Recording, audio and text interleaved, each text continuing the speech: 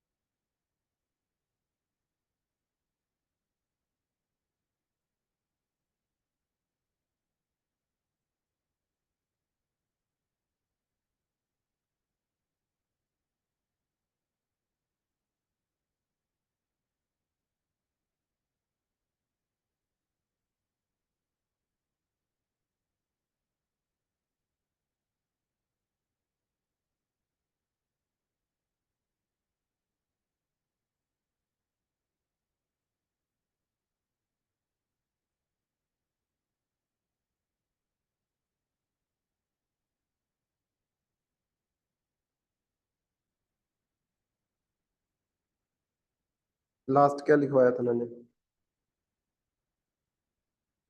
Class लगाई थी?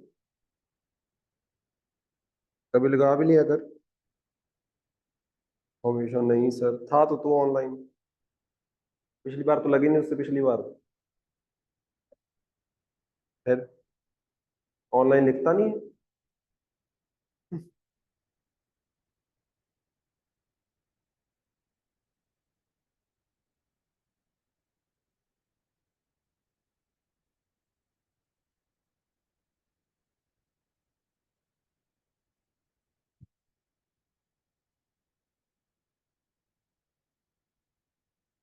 ठीक है जी, हमने ये पॉलिटी वाले लिख रहे थे जो इम्पोर्टेंट न्यूज में चल रहे थे, है ना।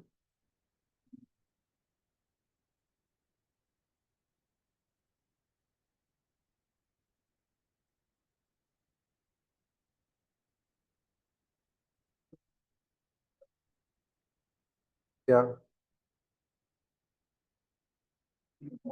Good morning. वो तो बहुत पहले लिखवाया था।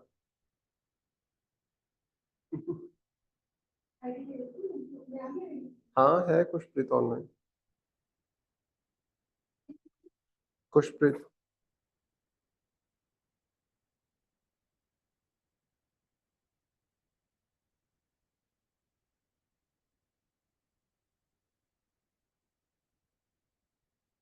ठीक है जी।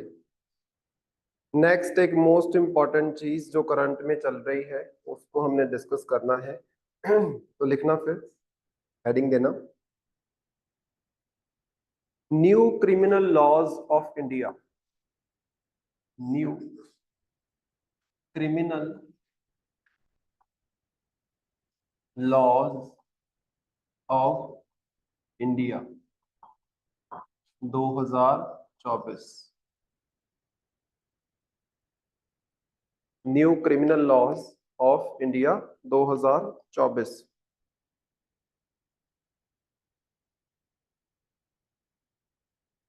तो लिखना, government of India, government of India came up with, government of India came up with Bharatiya Nyaya संहिता,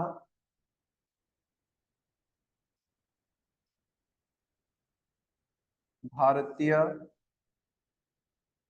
न्याय Sanhita 2023 to replace Indian Penal Code, to replace Indian Penal Code of 1860, to replace Indian Penal Code of 1860। Point number 2 लिखना, भारतीय साक्ष्य संहिता, भारतीय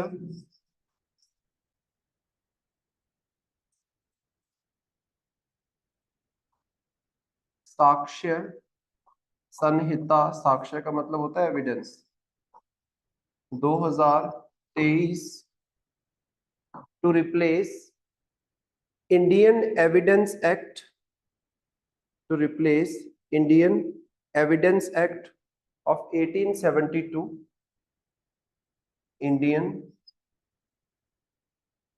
evidence Act of 1872। Number 3 लिखना, Bharatiya Nagarik Suraksha Sanhita, Bharatiya Nagarik Suraksha Sanhita 2023 to replace the criminal procedure code, to replace the criminal procedure code of 1890,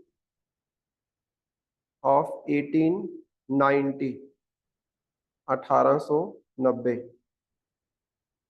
1890 and 1973 and 1973। एक पहले वाला भी है, 1890 वाला भी है और एक 1973 वाला भी है, दोनों को रिप्लेस किया जाएगा, भी एक लाया जाएगा नया। ठीक है, सो ये 3 नए लॉज आए हैं, 2023 में प्रपोज किए गए थे, पास किए गए थे, लेकिन ये सारे के सारे लागू कब से हो गए हैं अभी हमारे देश में? 1 जुलाई 2024 से ये लागू हो रहे हैं, हो चुके हैं, मतलब ये 2023 से ही न्यूज में चल रहे हैं बार बार। ठीक है, इम्प्लीमेंट हुए हैं 1 जुलाई को, इसी महीने में आप बोल सकते हैं इम्प्लीमेंट हुए। तो इन तीनों बिल्स में है क्या, इन तीनों लॉज में क्या नई चीज है जो इससे पहले हमारे पास नहीं थी, उसको वन बाय वन हमने डिस्कस करना है, बहुत इंपॉर्टेंट है। तो सबसे पहले, सर हाँ जी सर जैसे पहले हम लिखते थे आईपीसी, तो वहां पे अब लिखेंगे वो जो ये भारतीय न्याय संहिता। हाँ, ऑटोमेटिकली इसको ओके। बोल देते हैं शॉर्ट में बीएनएस, जैसे बीएनएस। उसको आईपीसी बोलते थे, इसको बोल देते हैं बीएसएस, और इसको बोलते हैं बीएनएसएस, शॉर्ट में ऐसे भी लिख सकते हो।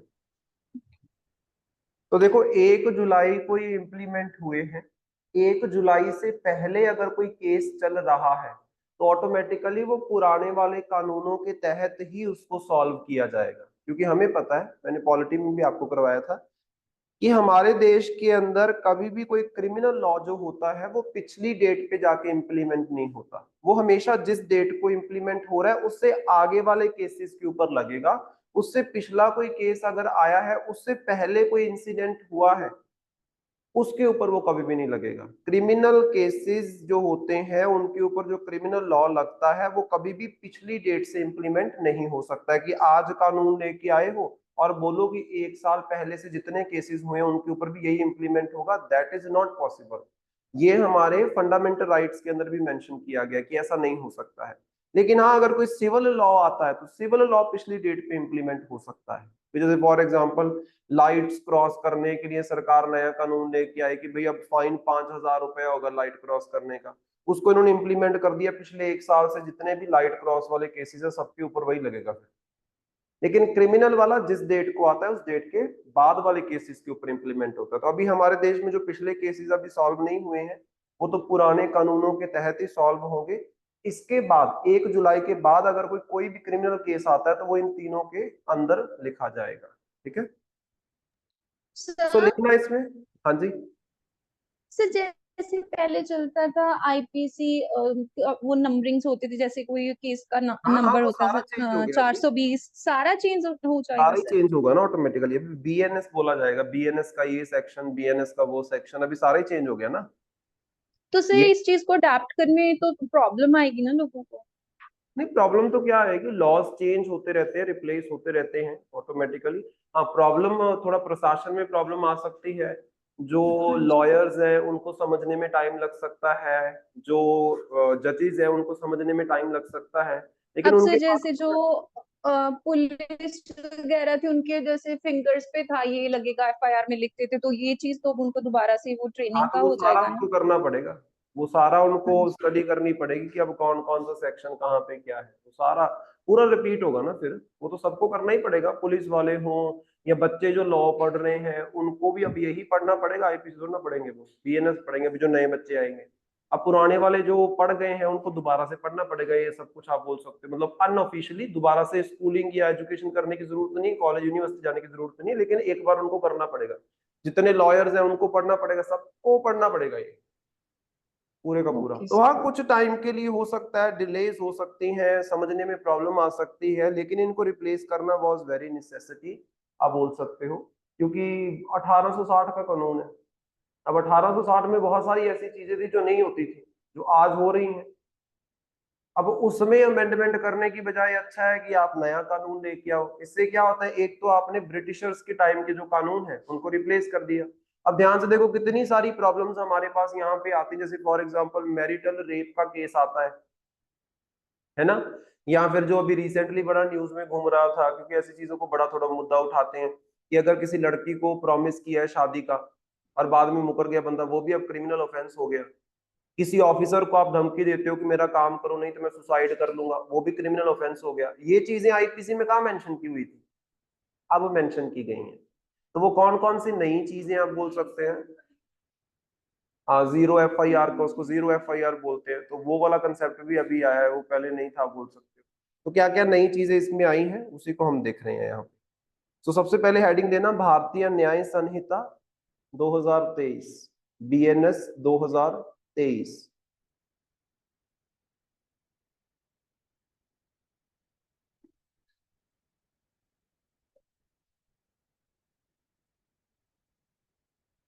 भारतीय न्याय उसमें भी उतना सही है, ये चल रहा है, ठीक है। तो बैग गाड़ी में पड़ा हुआ है, कोई हाल नहीं इसके, लिखो फिर भारतीय न्याय संहिता दैट इज बीएनएस 2023। इसमें लिखना सबसे पहले सब हेडिंग देना new offences, new offences recognised by BNS 2023। सबसे पहले सब हेडिंग दो new offences recognised by BNS 2023। So इसके अंदर कौन कौन से नए ऑफेंसेस को रिकॉग्नाइज किया गया है, कौन कौन से नए क्राइम्स यहाँ पे बताए गए हैं। सो इसमें एक एक करके लिखते जाना। Number one, promise to marry. Number one, promise to marry, शादी करने का प्रॉमिस करना, प्रॉमिस टू मैरी। इसमें लिखना BNS criminalise, BNS criminalise deceitful promises, deceitful, DECEITFUL, deceitful होता है मतलब धोखाधड़ी, मतलब गलत promise, fake promise. Criminalise deceitful promises to marry, to marry. अगर किसी भी पर्सन के द्वारा दूसरे पर्सन को फेक प्रॉमिस किया जाता है शादी का, क्योंकि हमारे यहाँ पे एक्चुअली क्या केसेस आ रहे थे, जो सीधी बात है कि अभी हमारे यहाँ पे वेस्टर्न कल्चर बहुत ज्यादा प्रमोट हो रहा है। हमारे इधर लिव इन रिलेशनशिप वाला जो सिस्टम है वो बहुत ज्यादा चला हुआ है। सिंपल मतलब कि शादी के बिना लड़का और लड़की एक साथ रहते हैं, बहुत कॉमन है। चंडीगढ़ में भी अगर आप आसपास देखोगे, आप इतने अडल्ट हो आपको सब पता है, आसपास ये सब चल रहा होता है, जो कि बहुत बड़ी प्रॉब्लम आ रही है। कैसे प्रॉब्लम आ रही है कि लिव इन रिलेशनशिप में एक कपल रह रहा है और उसके बाद क्या होता है कि शादी नहीं करते हैं, लड़के ने मना कर दिया या लड़की ने मना कर दिया। मोस्ट ऑफ द टाइम ये देखा जाता है कि लड़की का नुकसान ज्यादा होता है, क्योंकि हमारा समाज वैसा है आप बोल सकते हो, लड़के को कोई नहीं पूछता इस केस में। सो लड़के ने अगर मना कर दिया लड़की को शादी करने से, और पहले प्रॉमिस करके कि मैं शादी करेंगे, लिव इन में वो रह रहे हैं, हर तरह का संबंध उनका बन चुका है, अब वो लड़की का क्या होगा। अब ध्यान से देखना, ना तो वो इसको रेप बोल सकती है, क्यों नहीं बोल सकती, क्योंकि कंसेंट के साथ था सब कुछ आप बोल सकते हो। शादी हुई नहीं है तो छोड़ के जा रहा है, तो उससे कुछ डिमांड नहीं कर सकती, क्योंकि ऑफिशियली शादी नहीं हुई, डिमांड किस बात की। तो ये तो एक जो न्यू इंडिया की प्रॉब्लम है आप बोल सकते हो, एक नए इंडिया की प्रॉब्लम है जो आज आपको, लिव इन रिलेशनशिप वाला सिस्टम जो है, आज से आप 5 साल भी पीछे जाओगे ना, नहीं था। अभी ऑल ओवर इंडिया ये जो बहुत प्रचलित हो रहा है, ये पिछले 5 सालों से ज्यादा हो रहा है। हम्म।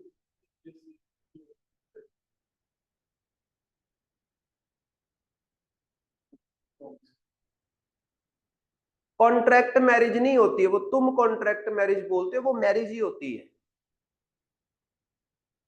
कॉन्ट्रैक्ट मैरिज जैसा कोई कंसेप्ट नहीं है। There is no legal term like contract marriage. वो मैरिज ही होती है, लेकिन बात ये है कि दोनों मियां बीवी के बीच में क्या है, एक अंडरस्टैंडिंग बनाई उन्होंने कि हम लोगों ने सिर्फ मैरिज करनी है यहां से बाहर जाने के लिए। तो हमारा ये किसी तरीके का पंजाब कोई में ही आया business है नहीं होगा। और कहीं नहीं है। हाँ, हर जगह ही चलता रहता है। नहीं, पंजाब में क्यों, बाहर भी है, बहुत जगहों पे है। फॉरेन कंट्रीज में आप चले जाओ, वहां पे पीआर लेने के लिए शादियां की जाती हैं, बहुत सारे लोग करते हैं। कॉन्ट्रैक्ट मैरिज हम लोग बोल देते हैं, लॉ उसको कॉन्ट्रैक्ट मैरिज थोड़ी ना बोलता है। आप लॉ को बेवकूफ बना रहे हो। इसका मतलब तो यही हुआ ना कि आप लॉ को बेवकूफ बना रहे हो। लॉ खुद से थोड़ा ना बेवकूफ बनेगा कि अच्छा ठीक है शादी कर ली और बाद में पीआर मिल गई, बाद में डिवोर्स दे दी। ये क्या सिस्टम हुआ? लॉ में ऐसी कोई कॉन्ट्रैक्ट मैरिज नहीं होती। वो तुम लोग बोलते हो कि कॉन्ट्रैक्ट मैरिज है, या फिर हमारे यहाँ पे बोला जाता है कॉन्ट्रैक्ट मैरिज, आप बोल सकते हो। वो एक्चुअली मैरिज होती है भी देखा जाए तो। ठीक है, सब कुछ शो करते हैं। आपने देखा होगा कई लोग तो प्रॉपर पार्टी भी करते हैं, क्योंकि वहां पे फोटोज लगानी पड़ती हैं। वैसे भी जब मान लो किसी ने फॉरेन जाना है या कुछ जाना, पंजाब में तो बड़ा फेमस है, उनको फोटोज लगानी पड़ती है, एल्बम दिखानी पड़ती है, मूवी दिखानी पड़ती है, सब कुछ दिखाना पड़ता है शादी का, फिर जाके वो मानता है लॉ के से इनकी शादी हुई है और ये लड़का लड़की के साथ या लड़की लड़के के साथ बाहर जा सकता। सब बता दिखाना पड़ता है, पूरे डॉक्यूमेंट सबमिट करने पड़ते हैं। ऐसे नहीं, वो कॉन्ट्रैक्ट मैरिज पर्सनल अंडरस्टैंडिंग के लेवल पे, लॉ के लेवल पे नहीं है। इस चीज को याद रखो, ठीक है। सो अभी जो बीएनएस 2023 है, इसने बोला है कि अगर कोई भी पर्सन दूसरे पर्सन को फेक प्रॉमिस करता है शादी का और उसके बाद वो मुकर जाता है, तो वो क्या है, एक क्रिमिनल ऑफेंस है। पहले ये क्रिमिनल ऑफेंस नहीं था, अभी ये क्रिमिनल ऑफेंस है। Number 2, mob lynching. नंबर 2 है मॉब लिंचिंग। इसके केसेस भी रिसेंट ईयर्स में हमें बहुत ज्यादा देखने को मिले हैं, मॉब लिंचिंग। तो लिखना इसमें, BNS 2023 criminalised, BNS 2023 criminalised mob lynching, mob lynching, bracket में लिख लेना, an illegally, an illegally authorized way of punishment, an illegally authorized way of punishment, या not punishment, punishing, punishing लिखना, not punishment, way of punishing somebody, way of punishing somebody by an informal group, by an informal group,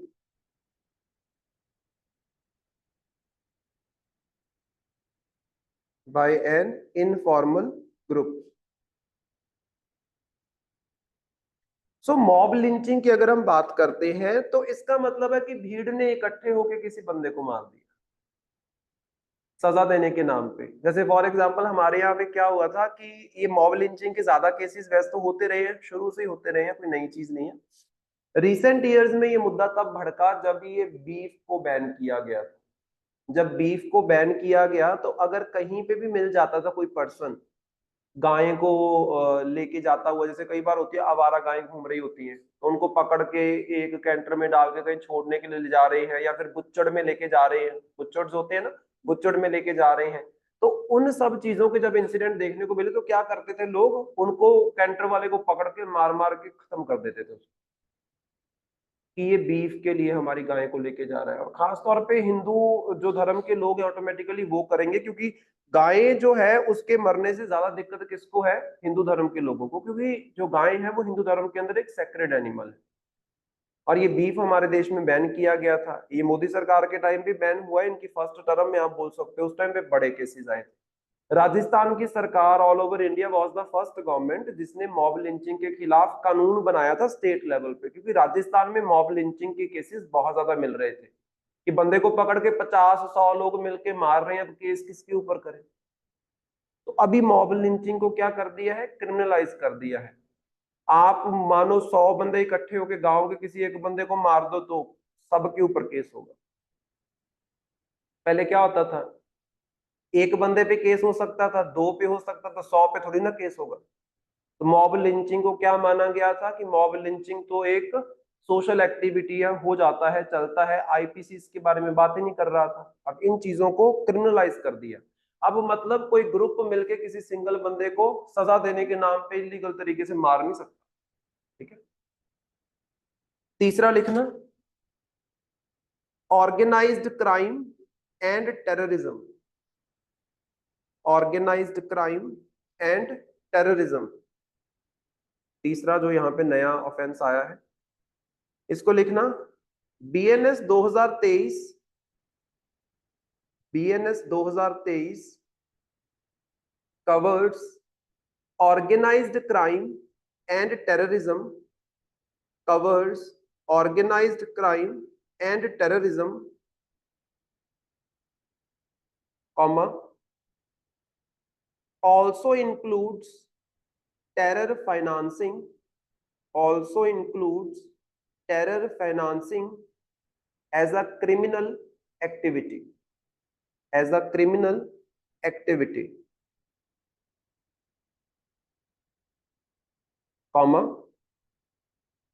government of India introduced, government of India introduced unlawful activities prevention act, government of India introduced unlawful activities prevention act in 1967, in 1967, but it does not covers, but it does not covers terror financing, but it does not covers terror financing।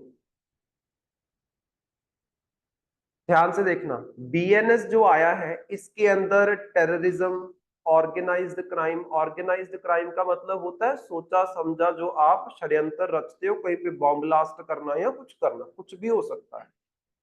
Organised crime हुआ, terrorism हुआ, इन सब चीजों को IPC के अंदर mention नहीं किया गया था। आईपीसी जो 1860 का ब्रिटिशर्स का कानून था उसमें मेंशन ही नहीं था। तो हमारी सरकार को क्या करना पड़ा फिर, आईपीसी उस टाइम पे चल रहा था उसमें मेंशन नहीं था, तो 1967 में हमारी सरकार एक लॉ लेके आई, यूएपीए। मैंने इसके बारे में लिखवाया हुआ है आपको, कुछ नई चीज नहीं सुन रहे हो आप, इसके बारे में हमने पढ़ा हुआ है यूएपीए क्या है। यूएपीए लाया जाता है हमारी सरकार के द्वारा। और एक चीज और बताई थी कि 2019 में यूएपीए के तहत एक सिंगल बंदे को, इंडिविजुअल को टेररिस्ट डिक्लेयर किया जा सकता है।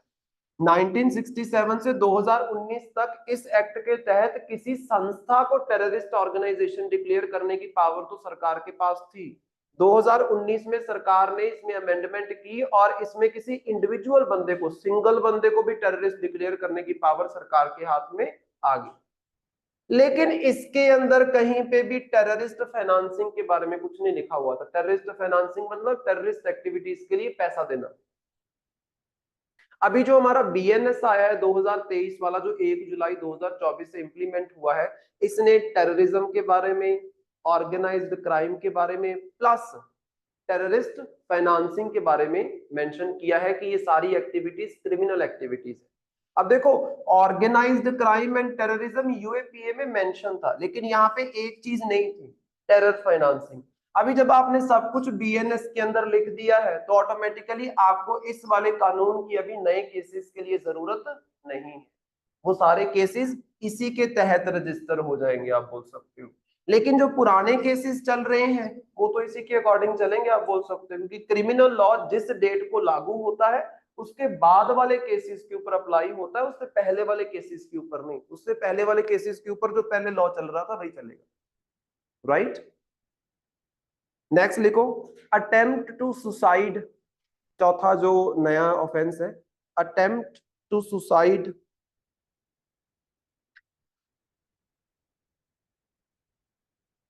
तो लिखना है इसमें BNS 2023 criminalizes BNS 2023 criminalizes attempts to commit suicide, criminalizes attempts to commit suicide with intent to compel, with intent to compel और restrain, किसी को मजबूर करना या रोकना, compel और restrain, RESTRAIN, restrain any public servant from discharging official duties, any public servant from discharging official duties. This is very important.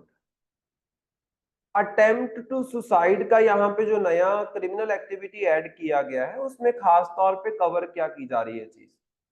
कई cases हमारे देश में देखने को मिले कि जो ऑफिसर ऑन ड्यूटी होते थे या कोई भी सरकारी मुलाजिम ऑन ड्यूटी होता था, आम जनता के लोग उनको कई बार धमकियां देते थे कि हमारा ये काम कर दो नहीं तो हम खुद को मार देंगे। सामने उनके चाकू लेके ऐसे खड़े हुए हैं कि मैं खुद को मार दूंगी, लड़की बोल रही है मेरा ये काम करो, ऐसी धमकियां होती थी ना। अब वो धमकी देना एक क्रिमिनल एक्टिविटी है। अगर आप ये धमकी दोगे ऑफिसर को तो जेल में जाओगे और अच्छी खासी सजा काट के आओगे, बैठे रहना फिर जेल में। पहले ऐसी धमकी देना कहीं पे मेंशन ही नहीं था कि उसका क्या करेंगे, तो जैसे तैसे जुगाड़ लगा के कोई केस बनाते थे। सीधे तौर पे आप बोल सकते हो मेंशन नहीं था, सीधे तौर पे इसको क्राइम मेंशन कर दिया। जब सीधे तौर पे चीज मेंशन होती है तो ऑटोमेटिकली उसका निवारण जो है वो ज्यादा अच्छे तरीके से हो जाता है, सिंपल। तो अब आप किसी ऑफिसर को धमकी नहीं दे सकते कि मैं खुद को मार लूंगा, मेरा काम करके दो। ऐसा होता है हमारे देश में, समझ रहे हो। आपने कई बार देखी वो वीडियोस, लड़कियां छत पे चढ़ी होती हैं, वो पुलिस वाले बेचारे मिलते कर रहे होते हैं नीचे आजा नीचे आजा, उसको पकड़ रहे हो। देखिए काफी वीडियोस वायरल हुई हैं पीछे, ऑनलाइन अगर आप देखोगे तो, है ना। नेक्स्ट लिखना कम्युनिटी सर्विस, कम्युनिटी सर्विस 5वें नंबर पे community service. BNS 2023 added community service, added community service as a possible form of punishment, as a possible form of punishment for tiny offenses, tiny छोटे मोटे, possible form of punishment for a tiny offenses, for a tiny offenses। तो ये जो बोला जा रहा है community service, ये हमारे देश में थी नहीं, बाहर के देशों में ये बड़ी कॉमन है। अमेरिका में तो बहुत ही कॉमन है। कम्युनिटी सर्विस का मतलब क्या है कि मान लो किसी बंदे ने कोई छोटी मोटी चोरी की, उसके ऊपर केस हुआ। हमारे यहाँ पे क्या होता है, फाइन लगा देते हैं 6 महीने की या 3-4 महीने की, जज सजा सुना देता है जेल की। उसका कोई फायदा नहीं है, आप बोल सकते हो। वो इतना कोई हीनियस क्राइम नहीं है कि आप उस बंदे को 4 महीने के लिए जेल में कैद करके रखो। उसमें जरूरत है उसमें सुधार करने की, पर्सन में सुधार करने की। तो उस पर्सन को क्या किया जाता है, कम्युनिटी सर्विस में भेजा जाता है। कम्युनिटी सर्विस का मतलब कुछ भी हो सकता है, मतलब ऐसी कोई भी एक्टिविटी जो समाज को कंट्रीब्यूट करेगी। चाहे तो उसको बोला जाए कि ये एक एनजीओ है, इस एनजीओ में जाके आपने 10 दिन काम करना है, उनको हेल्प करनी है। चाहे उसको बोला जाए कि ये जो सिटी के पार्क्स हैं, इन सारे पार्क्स की सफाई करनी है, कुछ भी हो सकता है। मान लो कि किसी लड़के ने लड़की को छेड़ दिया, अब वो पुलिस के पास चली गई, केस रजिस्टर हो गया। अब हो सकता है उस बंदे को बोला जाए कि आपने जो रेप सर्वाइवर्स होते हैं उनके एनजीओ में जाके 10 दिन काम करना है। तो उसकी अकल थोड़ी सी ठिकाने पे आएगी ना कि ये कितनी बुरी चीज है, होगा ना, ऑटोमेटिकली इंपैक्ट पड़ेगा ना कि ये जो तुम शुरुआत कर रहे हो इसका नतीजा क्या निकलता है एट दी एंड। क्योंकि किसी को छेड़ना और रेप करना ये एक ही चीज है, बस वो इस एंड पे है, वो दूसरे एंड पे है, बात वहीं पे जाके खत्म होती है। ये जो आदतें देखने को मिलती हैं यंगस्टर्स के अंदर, ये एट दी एंड उनको दूसरे एंड पे लेके जाते हैं। जो बहुत बड़ा ऑफेंस है, जिसके लिए मौत की सजा भी दी जा सकती है हमारे देश में। तो मतलब क्या है, ऐसी कम्युनिटी सर्विस से आप पर्सन के करेक्टर में सुधार कर सकते हैं। ये हमारे देश में था नहीं। अच्छा, कुछ कुछ जगहों पे होता है, जैसे फॉर एग्जांपल आपने कोई ट्रैफिक रूल तोड़ा है, तो उसके ऊपर आपको बोला जाता है ऐसे लिख के देना है आपने, ऐसा बोला जाता है।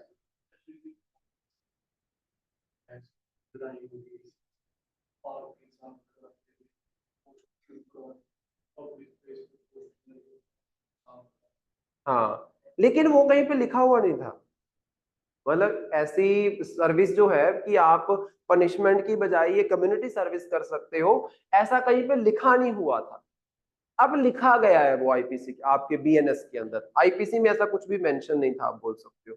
तो वो कैसा होगा, क्या होगा, अभी तक क्लियर नहीं है। जब इम्प्लीमेंट होगा, मतलब केसेस वगैरह में हमें देखने को मिलेगा क्या, क्योंकि अभी तक जो यूएसए वगैरह में आप देखते हो, वहां पे डिपेंड करता है जज के ऊपर कि जज कैसी कम्युनिटी सर्विस सुनाता है। दिस इज इंपॉर्टेंट, ठीक है। नेक्स्ट सेकंड सब हेडिंग लिखना है इसमें, डिलीशन, डिलीट करना, deletion of several offenses, deletion of several offenses। तो इसमें सबसे पहले लिखो, जो कि बड़ा कॉमन है, आपको पता होगा, that is unnatural sexual offences. कौन कौन से ऑफेंस हैं जो आईपीसी में मेंशन किए हुए थे लेकिन उनको बीएनएस के अंदर मेंशन नहीं किया गया। पहले मैंने आपको लिखवाया जो आईपीसी में नहीं था यहाँ पे ऐड किया गया है। अब हम बात कर रहे हैं जो आईपीसी में था यहाँ पे नहीं है। तो उसमें नंबर 1 है अननेचुरल सेक्सुअल ऑफेंसेस। तो इसमें लिखना the section 377, the section 377 of IPC, the section 377 of IPC criminalized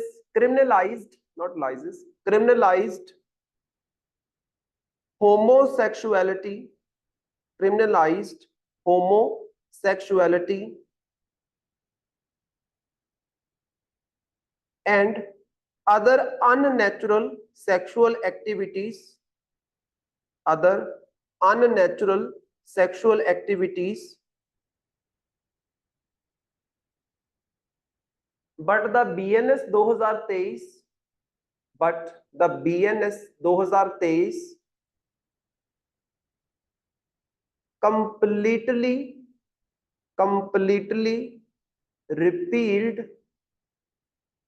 completely repealed homosexuality as an offense। homosexuality completely repealed, repeal करना मतलब खत्म करना, completely repealed homosexuality as an offense, as an offense। आपने सुना होगा ये चीज, सुना है कि नहीं सुना? सेक्शन 377 जो है, इसके अंदर बोला जाता था कि अननेचुरल जो सेक्सुअल एक्टिविटी है वो क्राइम है। अब इसको ध्यान से देखना, ये बड़ा पुराना 2012 का केस है, उसके बाद 17 में भी इसके ऊपर बात हुई थी काफी। यहाँ पे एक फाउंडेशन है, नाज फाउंडेशन करके एक एनजीओ है, नाज फाउंडेशन। उन लोगों ने केस जीता था सुप्रीम कोर्ट में। तब से इसको सुप्रीम कोर्ट ने बोला था कि ये अनकॉन्स्टिट्यूशनल है। ये आईपीसी का ये सेक्शन जो 377 है, ये 2012 के बाद लागू नहीं हुआ है। इस चीज को दिमाग में रखना कि ये अनकॉन्स्टिट्यूशनल है। उससे पहले 2012 से पहले अगर आपको कोई होमोसेक्सुअल एक्टिविटी देखने को मिलती थी, होमोसेक्सुअल एक्टिविटी का मतलब क्या होता है, LGBTQIA+, कोई भी हो, लेस्बियंस हो या गेज हो या बाइसेक्सुअल्स हो, इन सब की एक्टिविटीज को क्रिमिनलाइज किया गया था। मतलब एक लड़का अगर लड़के के साथ किसी सेक्सुअल एक्टिविटी में इन्वॉल्व है तो वो क्राइम है। इंपॉर्टेंट थिंग इज दिस, एक लड़की के साथ किसी सेक्सुअल एक्टिविटी में इन्वॉल्व है तो वो क्राइम है। ये कौन बोलता था? Section 377 of IPC. और कब बोला गया? 1860 में। अभी अगर आप ब्रिटेन वगैरह में, यूएसए में जाओगे या ऑल अराउंड द वर्ल्ड जाओगे, बहुत सारी ऐसी कंट्रीज है जहां पे होमोसेक्सुअलिटी कंप्लीटली अलाउड है, इनफैक्ट शादियां भी अलाउड है, अलाउड है, बच्चे भी अडॉप्ट कर सकते हो।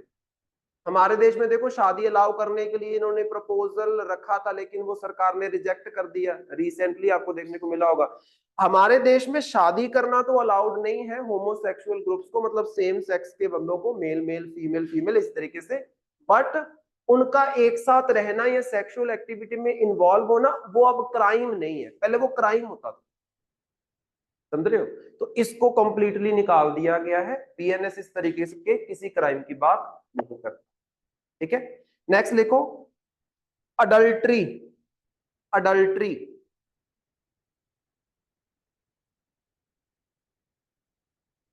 तो इसमें लिखना adultery means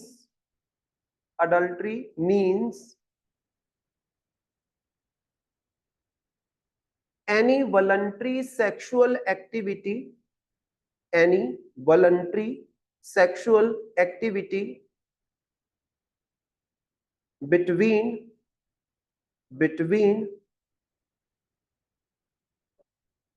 a married person, between a married person and somebody who is not a married person, and somebody who is not his or her, his slash her wife slash husband, wife slash husband।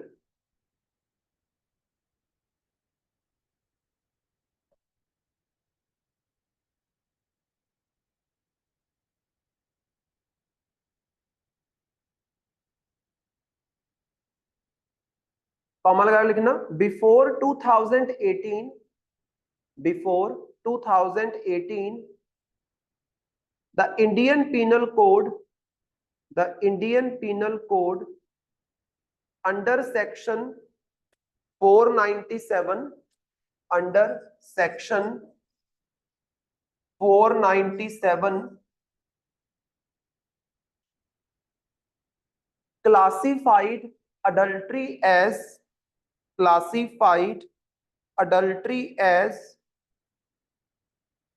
criminal act, criminal act, bracket में लिख लेना, only men could face penalties, only men could face penalties under section 497, under section 497, bracket close। in the Joseph Shine, Joseph ये case है, in the Joseph Shine versus Union of India, in the Joseph Shine versus Union of India case 2018 supreme court struck down this section, Supreme Court struck down this section।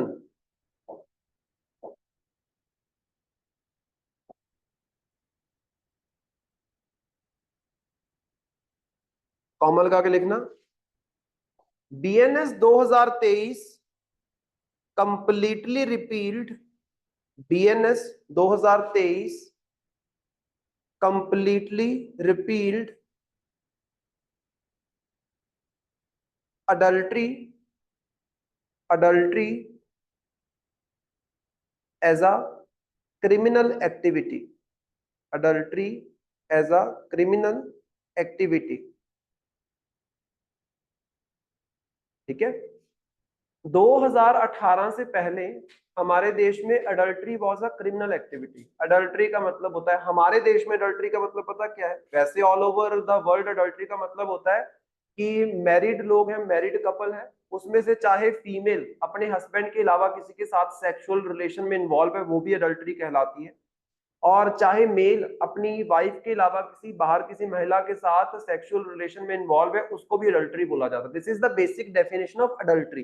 But in case of India according to IPC, adultery का मतलब था कि एक man अपनी wife को छोड़ के किसी दूसरी औरत के साथ सेक्सुअल रिलेशन में है, सिर्फ इसको अडल्ट्री मानते थे हमारे यहाँ पे।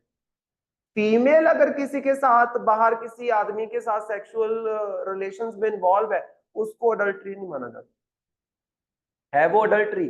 आईपीसी का ये सेक्शन उसको अडल्ट्री नहीं मानता था, मतलब फीमेल को सजा नहीं होती थी। मेल अगर अपनी वाइफ को छोड़ के बाहर किसी के पास जा रहा है, उसको सजा होगी। तो ये तो क्या है, this is inequality according to article 14, article 15 of constitution. ये क्या है, इनइक्वालिटी। तो वहां पे केस आया 2018 में, Joseph shine versus union of India. इस केस के अंदर सुप्रीम कोर्ट ने स्ट्रक डाउन कर दिया, खत्म कर दिया इस सेक्शन को। खत्म कर देना मतलब इसकी इंप्लीमेंटेशन को खत्म कर दिया कि आईपीसी का भी ये सेक्शन लागू नहीं होगा। अब हमने आईपीसी को रिप्लेस कर दिया, नया बीएनएस लेके आए हैं, तो उसमें अडल्ट्री जैसी कोई चीज हमने यहाँ पे एज अ क्राइम नहीं रखा। ठीक है, नेक्स्ट लिखो। अच्छा, मैंने ऊपर वाला भी आपको ना केस लिखवाना था, मुझे 1 मिनट देना, उसका नाम मेरे दिमाग से निकल रहा है।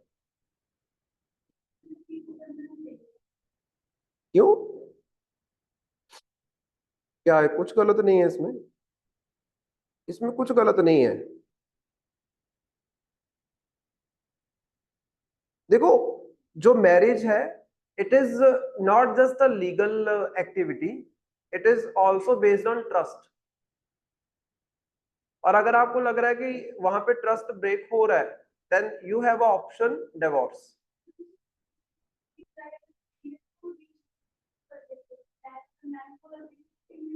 आप ये क्यों नहीं समझ रहे हो? शादी जबरदस्ती वाली चीज नहीं होती है, हमारे यहाँ पे होती है, लेकिन शादी जबरदस्ती वाली चीज नहीं होती है। जबरदस्ती मतलब जबरदस्ती आप किसी कपल को मैरिज में नहीं रख सकते। आप क्या उसको धमकी दे रहे हो कि अच्छा ये क्रिमिनल एक्ट, इस चक्कर में तुम बाहर कहीं मत जा, वो जाएगा जहां उसने जाना है, और फीमेल ने जहां जाना है वो भी जाएगी, कोई नहीं रोक सकता उसको।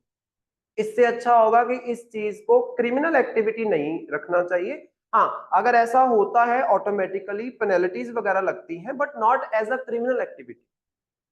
इसका फायदा उठाया जा सकता है। मान लो कि एक फीमेल के साथ उसका हस्बैंड ऐसा कर रहा है, तो वो इसका फायदा उठा सकती है, क्या करने के लिए, डिवोर्स देने के लिए, कि ये बंदा तो ये कर रहा है, मुझे इसके साथ नहीं रहना। वो चीज हो सकती है, लेकिन आप क्राइम क्यों, क्राइम बना देना बहुत बड़ी चीज होती है, आप बोल सकते हो। समझ रहे हो? अभी जब वेस्टर्न कल्चर अपना रहे हो, तो फिर सब कुछ ही आएगा अच्छा बुरा उसमें। शादियां चाहिए तुम्हें इंडियन कल्चर वाली, और बाकी सब तुम्हें वेस्टर्न चाहिए, तो ऐसे नहीं चलेगा, वो सब कुछ ही आएगा फिर। सर, तो जो पीछे छूट जाता है, जैसे बच्चे होते हैं, तो उनके इमोशंस तो इस चीज से पैसा मिलता है होते हैं ना ना, उनको। इफेक्ट होते हैं। इमोशंस कौन देखता है? इमोशंस पैसा दिया जाता है बस। तो सर, मेरी एक फ्रेंड है, अभी उसका डाइवोर्स हो गया इसी चक्कर में। तो सर, वो लड़का था, उसने अपना बच्चा भी एक्सेप्ट नहीं किया, इवन उसके जो फीस एंड ऑल, जो भी उसके खर्चे, वो भी नहीं दे रहा, कह रहा है कि मैं तो नहीं दूंगा, मेरी ऐसे तो मर्जी। कैसे नहीं देगा, उससे बड़े बड़े भी देंगे, लेने नहीं वाला सर, तो उसने चाहिए। पूरा नहीं, बेचारी ने ऐसे नहीं कर होता। ली। ये डिपेंड करता है आप केस कैसा कर रहे हो। जैसे एक मेरी स्टूडेंट है, उसका भी यही कुछ ऐसा चल रहा था सीन। तो वो बोल रही थी, सर वो मुझे धमकियां दे रहा है। मैंने बोला केस करो उसके ऊपर, फिर मुझे बताना अगर धमकी दे तो। ये आप में दम होना चाहिए, ऐसे कैसे नहीं देगा पैसे। तो वो तो सर, बता उसने के तो लेके जैसे जाएगा। जो प्रॉपर्टी थी अपने पेरेंट्स के नाम करवा दी, और खुद बोल रहा है कि मैं ये तो। कुछ मर्जी कर ले, कुछ मर्जी कर ले, जितनी मर्जी प्रॉपर्टी ना रखे, चलो प्रॉपर्टी में हिस्सा नहीं मिलेगा, लेकिन उसको महीने का खर्चा तो देना ही पड़ेगा। सर, वो दे उससे नहीं ही वो भाग नहीं सकता। रहा है। देता ही उनका नहीं फिर है वो। वकील ही ऐसा वैसा होगा कोई। पता उनको नहीं बोलो सर, वो वकील बदलो अपना। चंडीगढ़ में ही चल रहा है उनका कुछ, सर वो वहीं की है, चंडीगढ़ की है वो तो। यहीं पे चल रहा है, बेचारी का 3 साल हो गए, मे बी। डाइवोर्स तो हो गया। वैसे ही चलता है बेटा। हाँ, तो ऐसे होता है, तो जज पागल बैठे हुए हैं।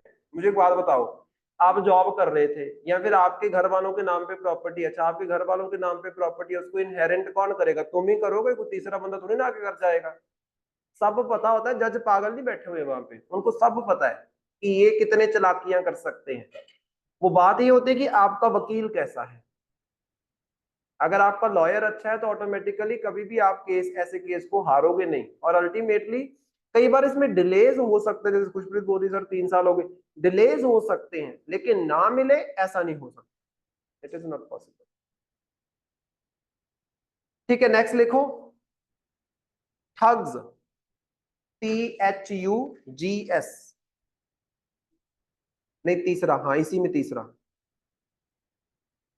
ठग्स। तो लिखना है इसमें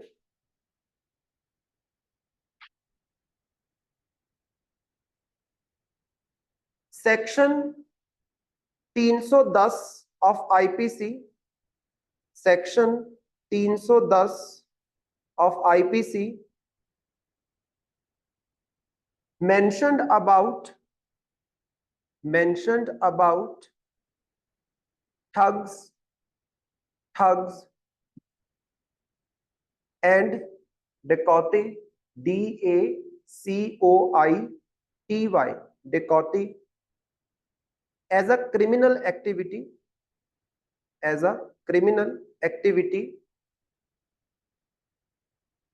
comma BNS 2023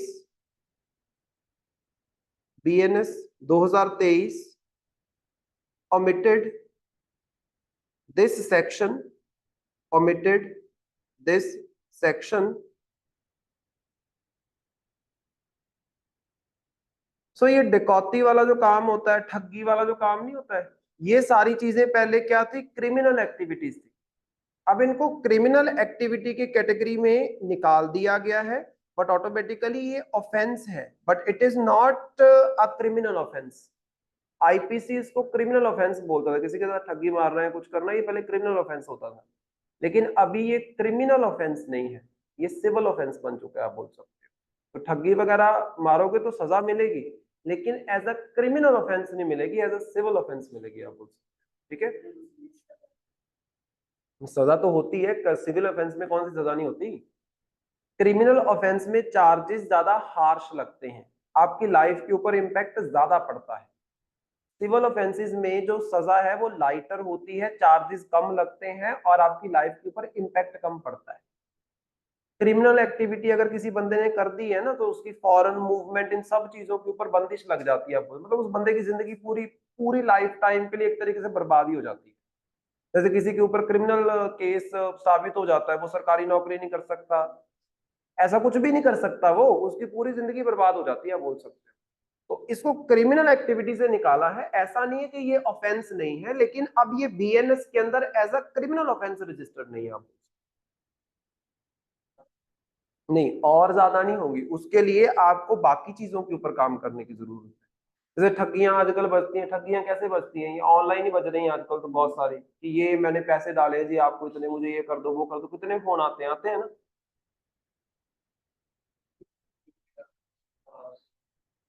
नहीं, किसी से मर्जी कुछ मर्जी करो, सरकार से करो या किसी पर्सन से करो, वो सब ठगी में ही आएगा। अगर देखो पैसा बहुत ज्यादा है तो ऑटोमेटिकली उसके ऊपर चार्जेस अलग लगेंगे, फिर वो एज अ इकोनॉमिक ऑफेंडर माना जाएगा, कि वो पैसा लेके मान लो कि बंदा भाग जाए, उसके लिए अलग से हमारे पास लॉ है, वो बहुत सख्त लॉ है, उसको बोलते हैं इकोनॉमिक ऑफेंडर्स या फाइनेंशियल ऑफेंडर्स, कि बंदा पैसा लेके भाग गया यहाँ से। लेकिन अभी ये जो एज अ क्रिमिनल ऑफेंस लिखा हुआ था, ये सेक्शन के तहत इस सेक्शन को हटा दिया गया है। बीएनएस के अंदर अभी ऐसा कोई सेक्शन नहीं है जो ठगी को रिकॉग्नाइज करता हो एज एन ऑफेंस।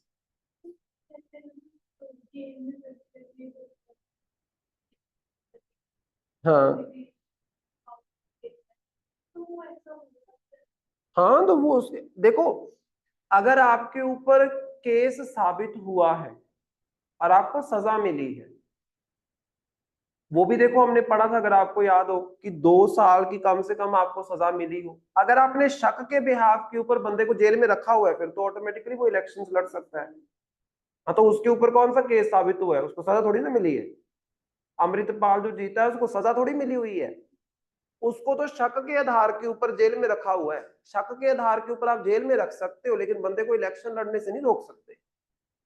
इलेक्शन लड़ने से तब रोकोगे या तो उस बंदे के ऊपर कोई सोशल इवल का केस हो, कोई सती का या डाउरी का ऐसा कोई केस हो, आप बोल सकते हो, या किसी भी केस के अंदर उसको 2 साल की कम से कम सजा हुई हो, फिर वो होता है, आप बोल सकते हो इलेक्शन लड़ने से वर्जित हो जाता है, आप बोल सकते हो, वो इलेक्शन नहीं लड़ सकता। अदरवाइज सिर्फ शक के बिहाफ के ऊपर आपने उसको जेल को रखा है, तो वो शक सही भी होता है, गलत भी तो हो सकता है।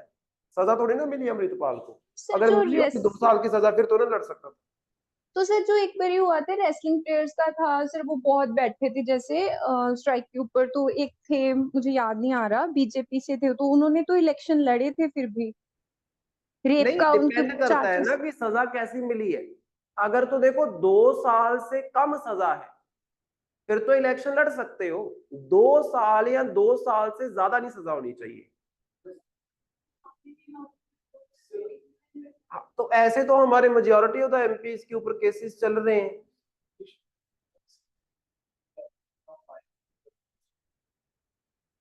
नहीं, वो डिपेंड करता है ना केस टू केस, हर एक में थोड़ी ना होता है।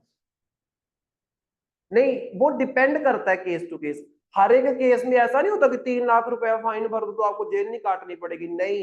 ये डिपेंड करता है आपको सजा जज ने कैसे दी है। ऐसे ही बोला 3 लाख रुपया भी भरना है और इतनी जेल भी काटनी है। ऐसे आप क्रिमिनल हो, आप वहां पे मतलब दादा के घर पे नहीं बैठे हो कि सामने वाले बोले ये कर लो या ये कर लो, नहीं। वो जो ऑफेंसेस थोड़े से लाइटर होते हैं वहां पे ऑप्शन दी जाती है कि ये आप कर सकते हो। अदरवाइज आपसे पूछा थोड़ी ना जाएगा कि आपको क्या सजा दे, ये दे के वो दे। It depends upon the case and जज एंड द चार्जेस, उस बंदे पे क्या लगाए गए हैं, चार्जेस क्या साबित हो रहे हैं। कई बार ये होता है कि छोटा सा ऑफेंस बंदे ने किया होता है, लेकिन पुलिस बड़े बड़े चार्जेस लगा के साबित कर देती है, तो मिलेगी सजा। कई बार बहुत बड़ा क्राइम किया होता है, वो भी बच जाते हैं क्योंकि चार्जेस प्रूव नहीं कर पाते आप। समझ रहे हो, तो ऐसी चीजें होती है। तो इसमें लॉ के अंदर अगर आप कभी पढ़ के देखोगे तो बहुत सारे लूप होल्स होते हैं। वो सिर्फ वो बंदा निकाल सकता है जिस बंदे को लॉ की समझ है, जिसने पढ़ा है वो नहीं, जिसको समझ है लॉ की, वो निकाल सकता है।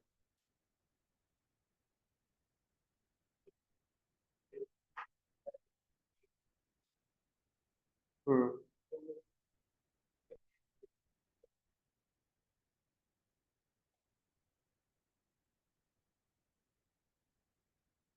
हम्म।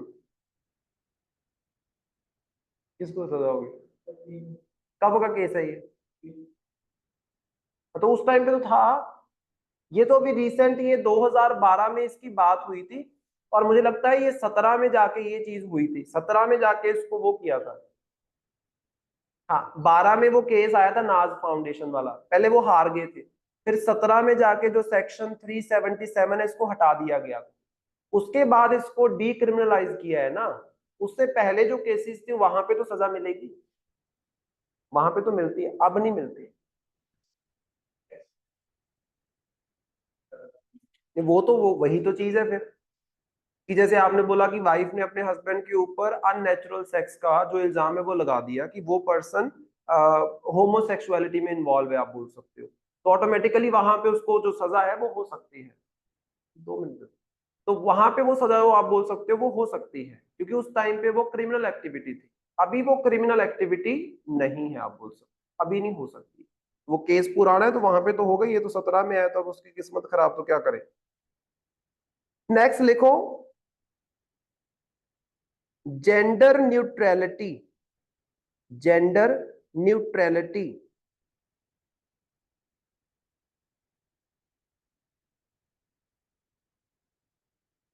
तो इसमें लिखना, some laws dealing with,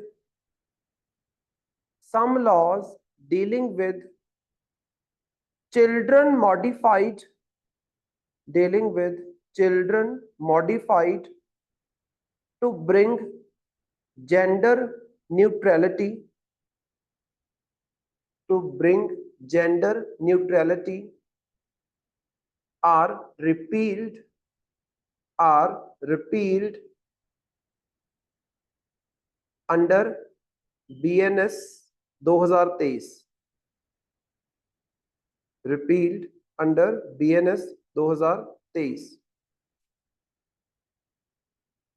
bracket में लिख लेना, such as offenses of, such as offenses of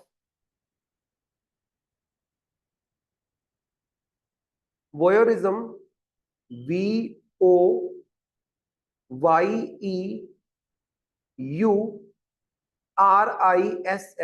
वोयरिज्म। वोयरिज्म के साथ कॉमा लगा के लिख लो। It is the sexual interest, it is the sexual interest in or practice of watching other people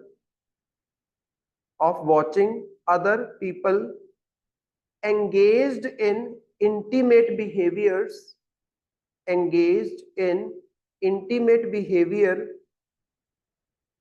such as undressing, or sexual activity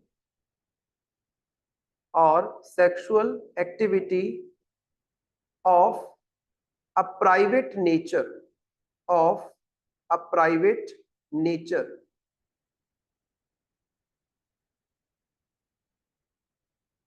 comma, have been defined and punished under section 77 of the BNS.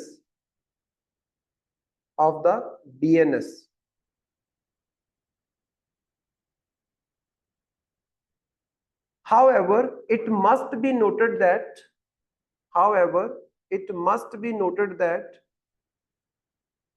section 77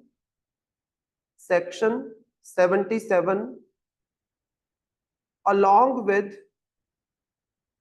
other provisions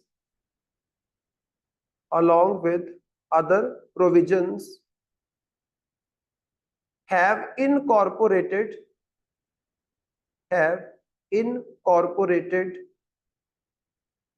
the gender neutrality of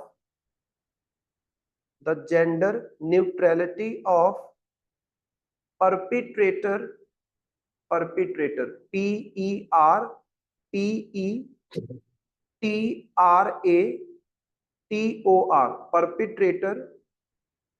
and not the victim.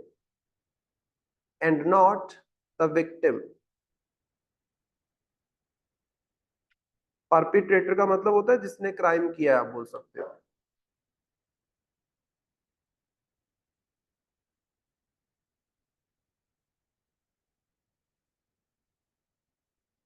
Bracket में लिख लेना, साथ में comma लगा लिख लो।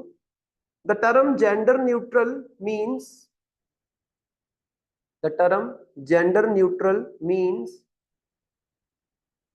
that something is not associated with any gender.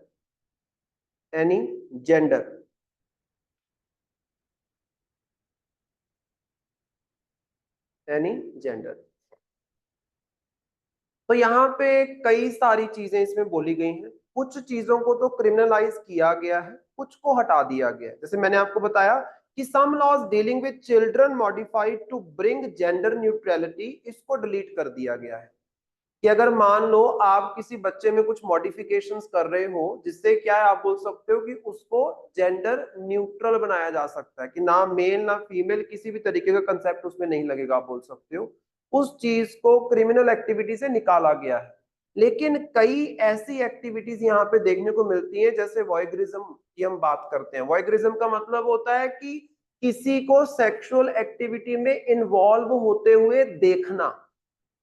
वो चीज जो है, वो चीज अभी भी क्रिमिनल एक्टिविटी है। तो मतलब यहाँ पे विक्टिम के ऊपर, मतलब मान लो कि कोई जबरदस्ती दो बंदों को इस चीज के लिए मजबूर कर रहे हैं और सामने यहाँ पे ऑडियंस बन के वो देख रहे हैं, तो जो ऑडियंस बन के देख रहा है वो बंदा यहाँ पे परपिट्रेटर है, ना कि वो जिन बंदों के साथ वो हुआ है, आप बोल सकते हो। तो यहाँ पे जिनको जबरदस्ती ये सब करने के लिए मजबूर किया गया, उनको क्रिमिनलाइज नहीं किया गया है। लेकिन जो ये करवा रहा है, आप बोल सकते हो जबरदस्ती, उस बंदे के ऊपर क्रिमिनल केस चलेगा। लेकिन कुछ कुछ छोटी छोटी मोटी चीजें थी आप बोल सकते हो इसके रिलेटेड, जिसको हटा दिया गया, लेकिन ये जो मेजर वाला वोलैगिरिज्म वाला जो चीज है ये अभी भी क्रिमिनल एक्टिविटी है। इसमें बहुत कुछ होता है आप बोल सकते हो, काफी सारी एक्टिविटीज, किसी को देखना, हाँ, जबरदस्ती नहीं होती यहाँ पे। आप बोला जाता है कि सामने वाले बंदे को सेक्सुअल एक्टिविटीज में दो पर्सन को इन्वॉल्व करना और खुद ऑडियंस बन के देखना। कई लोगों को ये चीज अच्छी लगती है, दैट इज द प्रॉब्लम। ये आप नहीं कर सकते हो, दैट इज द प्रॉब्लम। ये भी वेस्टर्न कल्चर है, हमारे यहाँ पे ऐसा सब कुछ नहीं होता। This is also the western culture, उसको बोलते हैं वोलगरिज्म। वॉयगरिज्म का जो मतलब, वोलगरिज्म या वॉयगरिज्म का जो मतलब है वो यही होता है कि दो पर्सन को सेक्सुअल एक्टिविटी में इन्वॉल्व होते हुए या नेक्ड होते हुए देखना।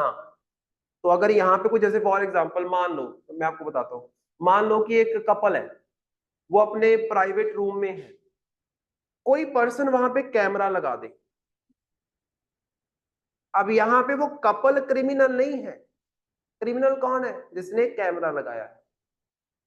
एक केस आया था, फादर ने अपने बेटे को डांट दिया, यूपी का ये केस है, छोटा सा बच्चा था, बहुत डांटा, उसके नंबर पता नहीं कम आए, कुछ ऐसा था। उसने सोच लिया कि मैंने बदला लेना है अपने फादर से, कि उसने मुझे डांटा, मुझे बेइज्जत किया, ये वो, मैंने बदला लेना है। अब वहां पे क्या किया गया, उसके दोस्त ने उसको सुजेस्ट किया कि तू अपने पेरेंट्स के रूम के अंदर कैमरा लगा दे और उसकी रिकॉर्डिंग्स मुझे ला के दे दिया करना, फिर देखना तुम्हारे पेरेंट्स की कैसे बदनामी होती।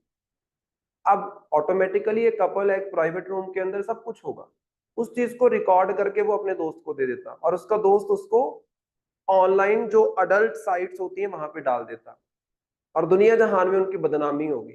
अब यहाँ पे क्रिमिनल कौन है? वो तो क्रिमिनल नहीं है, वो तो वहां पे विक्टिम्स है, आप बोल सकते हो, जो उसके पेरेंट्स है। क्रिमिनल कौन है? क्रिमिनल है उसका बच्चा और उसका दोस्त जो इस चीज में इन्वॉल्व थे। तो कई बार ऐसा किया जाता है कि मान लो जैसे फॉर एग्जांपल आप किसी होटल रूम में रुके हो, वहां पे एक कपल होटल रूम में रुका है, पर्दों से या कहीं से कोई बंदा देख रहा है, होटल का कोई स्टाफ देख रहा है, वो क्रिमिनल एक्टिविटी है। आप किसी प्राइवेट रूम में कपल को नहीं देख सकते हो कि उनके अंदर क्या एक्टिविटीज हो रही हैं, that is a criminal activity. अब समझ आए? तो सर ये एक चीज चंडीगढ़ के कॉलेज में भी तो हुई थी, पीछे 2 साल हो गए या 1 साल हो गया, एक लड़की का था, वो करती थी ऐसे। नहीं मुझे पता नहीं है, लेकिन ऐसे हाँ। बहुत सारे केसेस होते हैं। चंडीगढ़ का मुझे केस नहीं पता कि क्या हुआ था, लेकिन ऐसे बहुत सारे केसेस होते हैं, आप बोल सकते हो। कई बार क्या किया जाता है, मोस्टली देखा है मैंने, मतलब बहुत टाइम पहले भी देखा है कि गर्लफ्रेंड बॉयफ्रेंड है, उनकी वीडियो बना के उसके दोस्त ने वीडियो बना ली है, या फिर आप बोल सकते हो दोस्तों ने वीडियो बनाई है बाद में देखने के लिए कि मैं देखूंगा बैठ के। It is like porn, it is simply like porn, लेकिन वो पॉर्न की वीडियो नहीं आप देख रहे हो, आप वो एक्टिविटी करवा रहे हो सामने।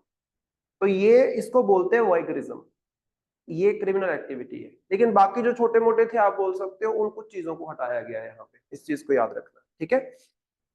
सो ये डिलीट हुए हैं, तो मतलब हमारे पास ये जो बीएनएस आया है इसके अंदर क्या क्या एडिशन हुआ है और क्या क्या डिलीशन हुआ है, इसको देख लेते हैं।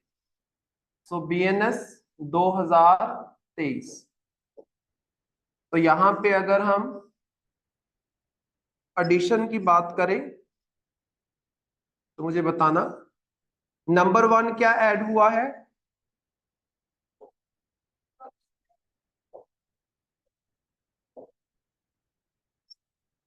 False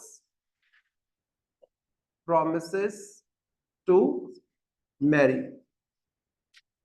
Number 2, mob lynching. Number 3, terrorism. organized crime and terrorism. terrorism and terror financing. Number 4, attempt to suicide. यही थे।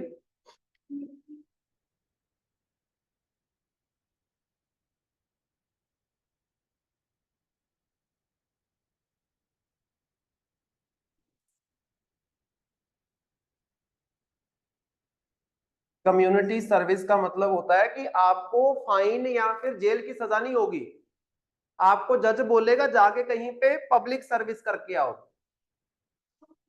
छोटा मोटा होगा, फॉर टाइनी ऑफेंसेस, इस चीज को याद रखना, फॉर टाइनी ऑफेंसेस, ना कि बड़े ऑफेंसेस है तो ना होगा।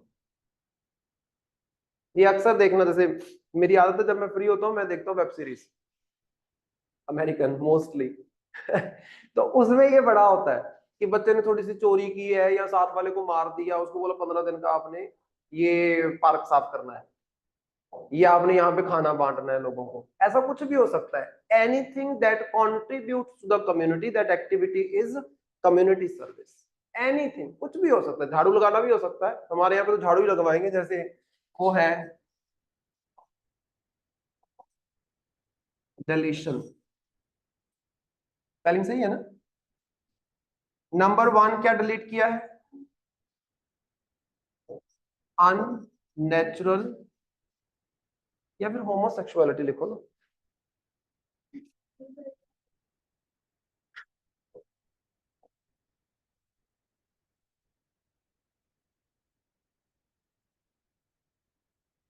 Number 2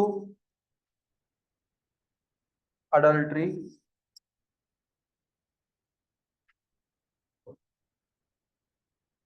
number 3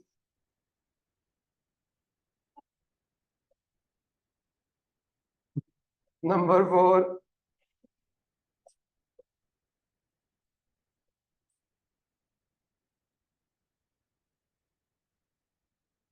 that's it. इसके ऊपर थोड़ी सी मैडम ने वीडियो बनानी, वो बना लेते हैं हम, फिर आगे कंटिन्यू करेंगे। आ जाओ मैम, बना लो।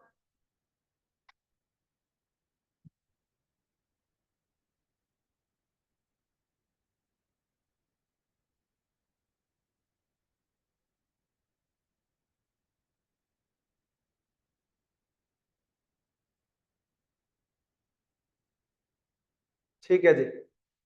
सो हम लोगों ने देखा कि जो रिसेंटली भारतीय न्याय संहिता जिसको 2023 में लाया गया था और इसको अप्लाई किया गया है, एनफोर्स किया गया है 1 जुलाई 2024 से, इसके अंदर कुछ नए क्रिमिनल एक्टिविटीज को ऐड किया गया है और कुछ चीजों को यहाँ पे डिलीट किया गया है। जो एडिशंस हुए हैं उसमें सबसे पहले है फॉल्स प्रोमिसेस टू मैरी, कि अगर कोई फॉल्स प्रॉमिस करता है मैरिज करने का तो वो क्या हो जाएगा, एक criminal activity.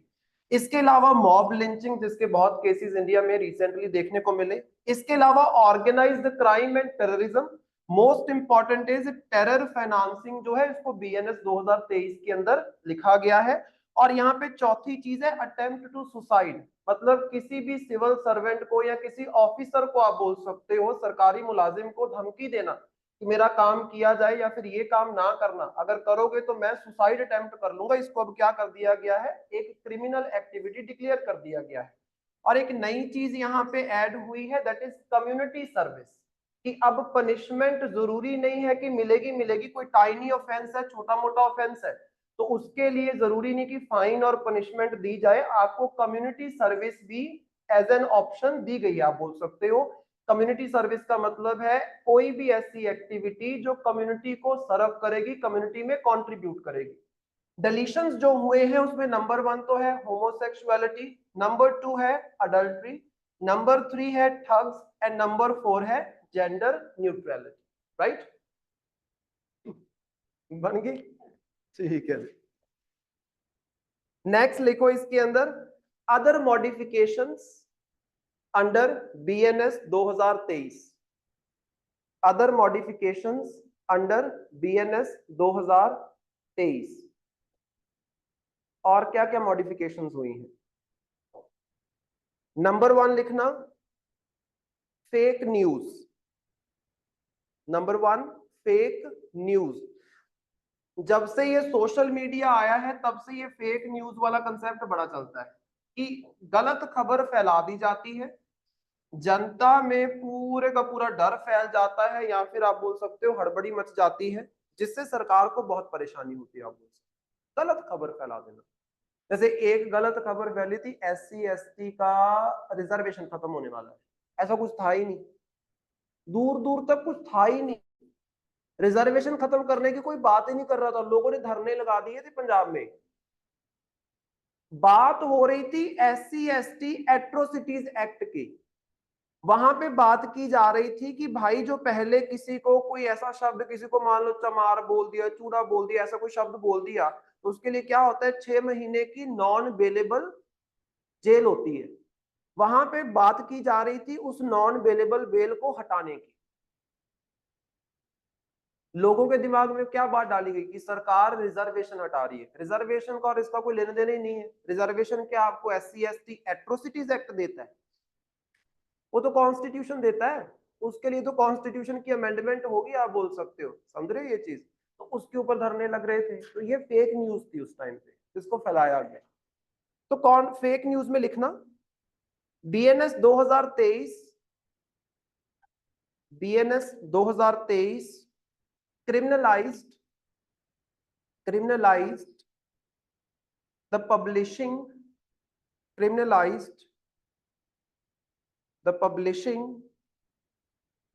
false and misleading information. The publishing false and misleading information. Publishing of false and misleading information.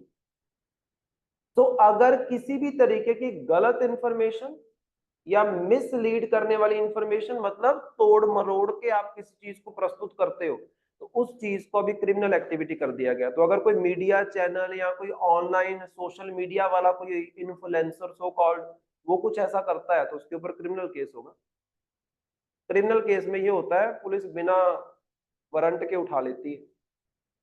समझ रहे हो?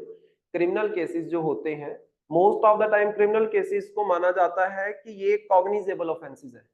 और कॉग्निजेबल ऑफेंसेस वो होते हैं जिसमें बिना FIR के बंदा उठा सकते हो, आप बोल सकते हो। या फिर ये बोला जाता है कि बिना चार्जशीट के बंदा उठाया जा सकता है।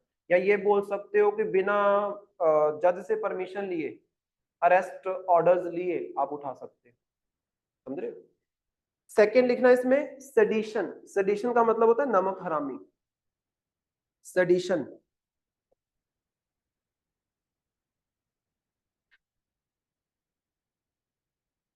the older definition of sedition of IPC, the older definition of sedition of IPC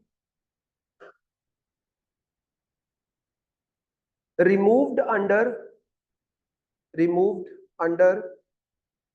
BNS 2023, removed under BNS 2023, comma section 124A, capital में A लिखना, section 124A of IPC mentioned about sedition as non-bailable offense, mentioned about sedition as non-bailable offense, comma punishment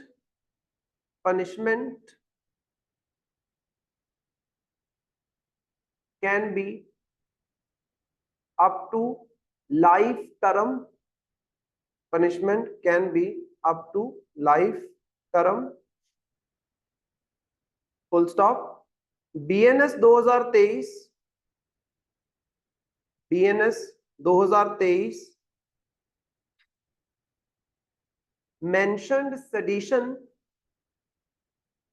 mentioned sedition with a new name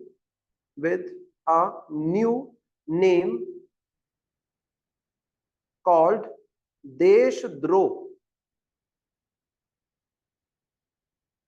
New name called Deshdrah, comma it also broaden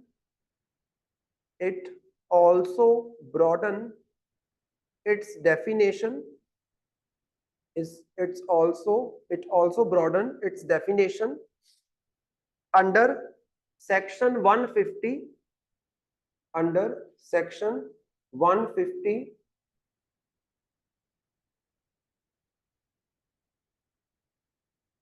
तो यहाँ पे अगर हम बात करते हैं sedition के बारे में, ब्रिटिशर्स ने लिखा हुआ था सेक्शन 124 ए, बहुत बड़ा डिस्कशन का मुद्दा रहता है। सेक्शन 124 ए में पता क्या लिखा हुआ था? सरकार के खिलाफ कुछ भी बोलोगे वो सेडिशन हो सकता है। सरकार के खिलाफ नारा लगा दिया, उठा के जेल में डाल देते थे, क्योंकि ये ब्रिटिशर्स लेके आए थे, उनको ऐसा चाहिए था। लेकिन हमारे देश में तो फ्रीडम ऑफ स्पीच है, सरकार को जहां लगता था हमारे लिए खतरनाक हो सकता है वहां पे फ्रीडम ऑफ स्पीच नहीं देते थे, जहां पे लगता था ठीक है चल रहा है वहां पे चलते देते थे, क्योंकि आपका आईपीसी बोलता था कि सरकार के खिलाफ बोलना इज सेडिशन, क्योंकि ये आईपीसी ब्रिटिशर लेके आए थे, उनका ये मानना था। अभी इसकी डेफिनेशन को थोड़ा ब्रॉड किया गया है, जने खने बंदे को आप इसमें नहीं उठा सकते हो कि सरकार के खिलाफ नारा लगा दिया। हाँ, कुछ एक्टिविटीज जो पहले वाले सेडिशन में मेंशन नहीं थी वो अब मेंशन की गई है।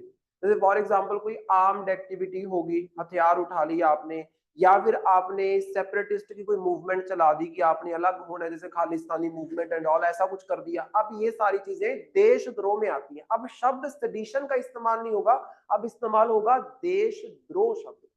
This is important, right. Next लिखो, मैंडेटरी मिनिमम सेंटेंस, तीसरा mandatory minimum sentence.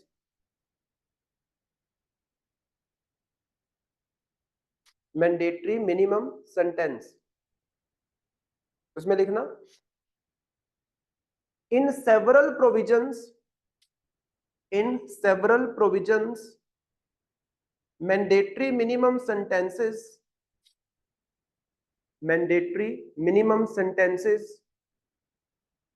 prescribed mandatory minimum sentences prescribed which may limit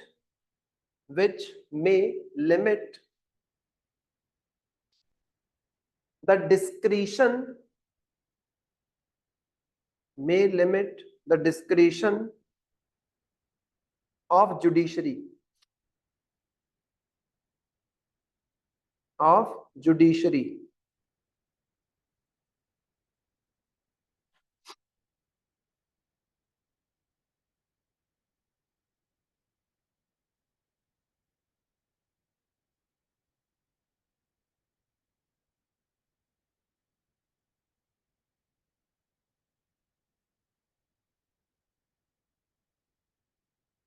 तो यहाँ पे अगर हम बात करते हैं, पहले ना कुछ ऑफेंसेस ऐसे होते थे जिसके लिए कम से कम क्या सजा होगी ये मेंशन नहीं किया हुआ था, ज्यादा से ज्यादा क्या हो सकती है वो मेंशन किया हुआ था। तो कम से कम क्या सजा होनी ही चाहिए ये मेंशन ना होने की वजह से जैसा जज को सही लगता था वो वैसा करता था। ज्यादा से ज्यादा उसको पता है क्या सजा दे सकता हूं मैं टेररिज्म के अंदर या इन चीजों के अंदर, लेकिन उसको कम से कम सजा नहीं पता कि मैं कहां तक कम से कम दे सकता हूँ। तो कई बार क्या है, जजेस अपने अकॉर्डिंग ही डिसाइड करते थे कि चलो इतनी सजा दे देते हैं, जजेस का बेंच डिसाइड करता था, आप बोल सकते हैं। अभी ऑलमोस्ट हर एक क्राइम के लिए मिनिमम मैक्सिमम बता दिया गया है, तो इससे क्या होगा, जज को सोचने की जरूरत नहीं है, उसको बताया गया कि कम से कम इतनी, ज्यादा से ज्यादा इतनी, बाकी तुम देख लो कौन सी देनी। हर एक मर्डर में सेम सजा तो नहीं मिलती, हर एक टेररिस्ट एक्टिविटी में भी सेम सजा नहीं मिलती है, वो डिपेंड करता है कि किस लेवल की एक्टिविटी है वो। कम से मैक्सिमम के बीच में एक पूरी रेंज होती है सजा की, वो कोई भी दी जा सकती है आपको, ठीक है।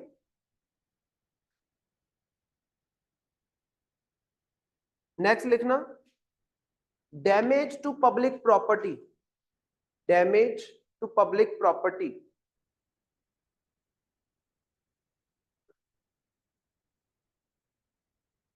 BNS mentioned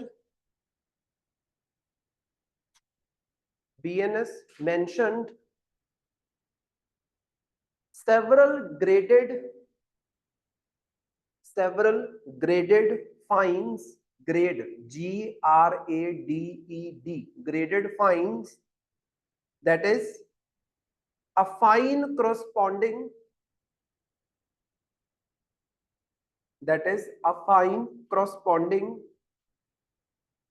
to the amount of damage caused, a fine corresponding to the amount of damage caused।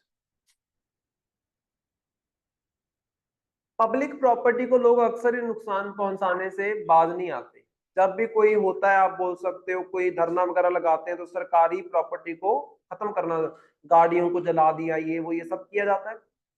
पहले इसके ऊपर कोई फिक्स्ड तरीके का कोई फाइन नहीं लगता था, तो जनता को पता था करेंगे क्या ही कर लेंगे ये लोग, ज्यादा से ज्यादा केस कर देंगे और क्या कर लेंगे। अभी क्या किया गया है, बीएनएस के अंदर कई ऐसी फाइन्स बताए गए हैं कि मान लो आपने पब्लिक प्रॉपर्टी का नुकसान किया, उनका 20 लाख का नुकसान हो गया, आपको 20 लाख भरना पड़ेगा।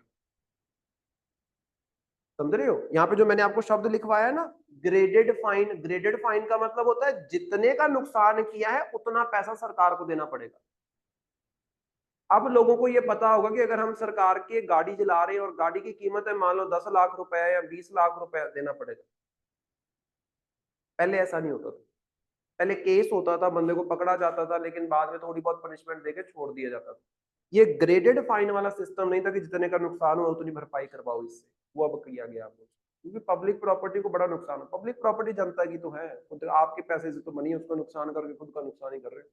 सरकार का और पैसा लगेगा उसकी भरपाई करने के लिए, वो आपसे और पैसा वसूल लेगी, फिर इसमें क्या है। नेक्स्ट लिखो, death by negligence, death by negligence, negligence, NEGLIGENCE, negligence. Negligence का मतलब होता है कि ध्यान ना देना, या मतलब चौकन्ना नहीं रहा बंदा, आप बोल सकते हो किसी चीज को लेकर। तो लिखना है इसमें, it elevates, it elevates punishment for causing death, it elevates punishment for causing death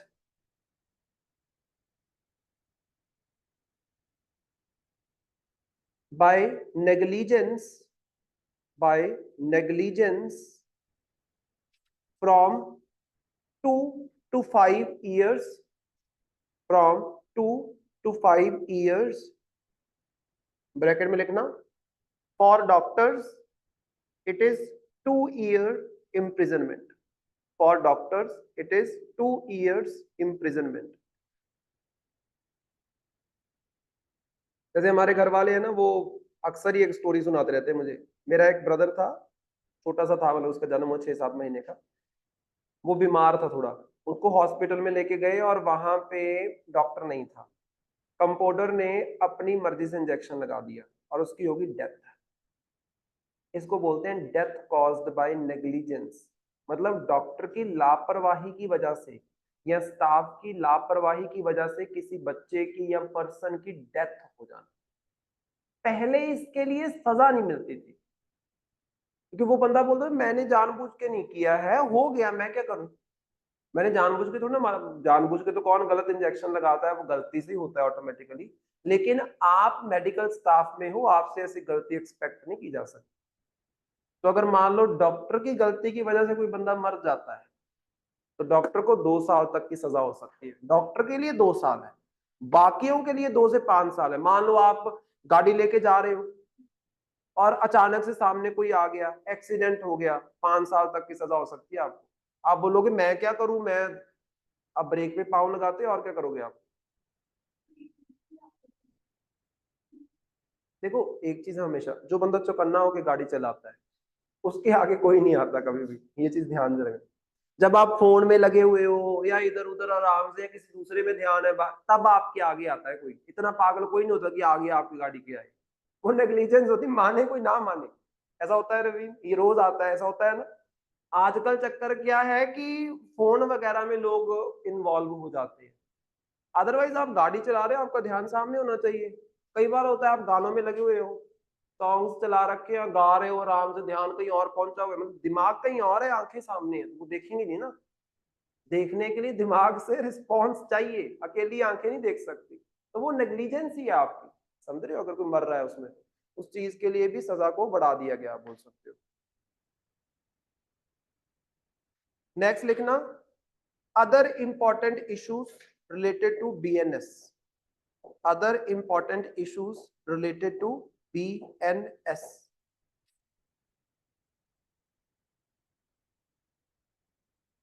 तो लिखना है इसमें,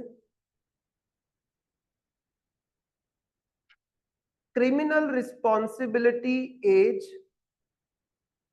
criminal responsibility age discrepancy, discrepancy, discrepancy.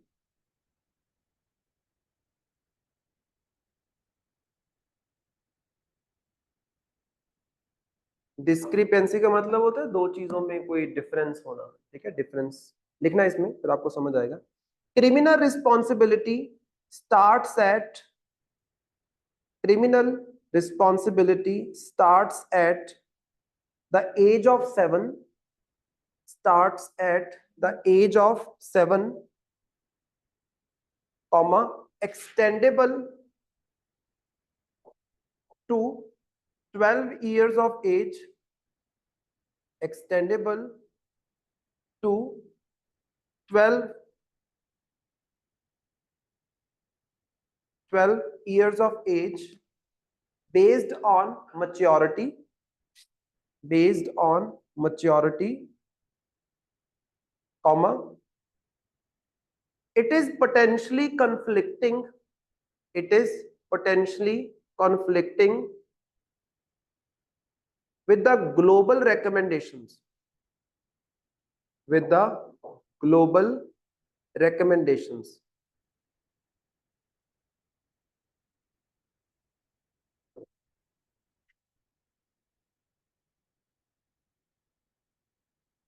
With the global recommendations, bracket में लिख लेना, according to the global recommendations, according to the global recommendations,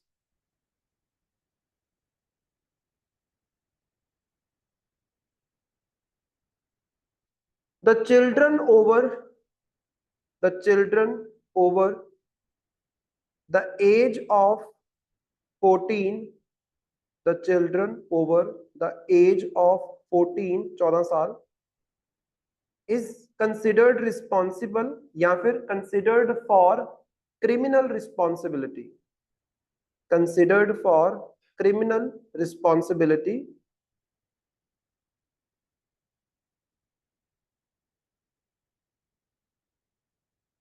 around most of the countries, not all the countries, around most of the countries. Criminal responsibility age discrepancy, इसका मतलब क्या है कि कितने साल के बच्चे से ये एक्सपेक्ट किया जाता है कि वो क्राइम को समझे, कि वो क्राइम को समझता है। जैसे 7 साल से छोटे बच्चे ने, मान लो, एक आपको एग्जांपल देता हूं कि मान लो उसकी मदर क्या कर रही थी, पोछा लगा रही थी, बच्चे ने क्या किया, इलेक्ट्रिसिटी की वायर उठाई और बाल्टी में डाल दी और वो मर गई। अब इसको क्या बोलोगे कि बच्चे ने जानबूझ के किया है? जानबूझ के किया है? नहीं। अब ध्यान से देखना, मान लो किसी की सब्जी पड़ी हुई थी, बच्चा आया उसने चूहे मारने वाली दवाई उसमें डाल दी, बंदों ने खाई, वो मर गए, तो क्या इसको, बच्चे को आप क्रिमिनल बोलोगे? नहीं ना, उसको समझ ही नहीं है। सो वो एज, जिस एज में समझ आ जाती है, वो एज क्या होगी? वो एज रखी गई है मिनिमम 7 साल, और कई बच्चे थोड़े ज्यादा भोलू से होते हैं, उनके लिए 12 साल, तो ज्यादा शरीफ है, उनमें मैच्योरिटी थोड़ी सी, कई बच्चे होते हैं इसमें जिनमें मैच्योरिटी थोड़ी सी लेट आती है, कई तो बहुत चंट होते हैं, कई थोड़ी मैच्योरिटी लेट आती है, आप बोल सकते हो, उनके लिए 12 साल।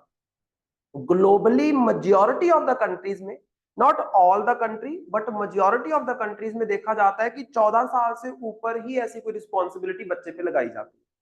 अब यहाँ पे कर दिया गया है 7 से 12, कि 7 से 12 साल का कोई बच्चा है तो उससे ये एक्सपेक्ट किया जाता है कि उसको पता है क्राइम क्या होता है, और अगर वो करता है ऐसा कोई क्राइम छोटा मोटा, अगर बड़ा क्राइम है जैसे फॉर एग्जांपल रेप वगैरह है, तो वहां पे तो ऑटोमेटिकली 16 साल है, आप बोल सकते हो कि 16 साल से कम का अगर बच्चा है तो उसको मतलब सजा नहीं होती, उतनी सख्त होती है लेकिन उतनी सख्त नहीं होती, आप बोल सकते हो।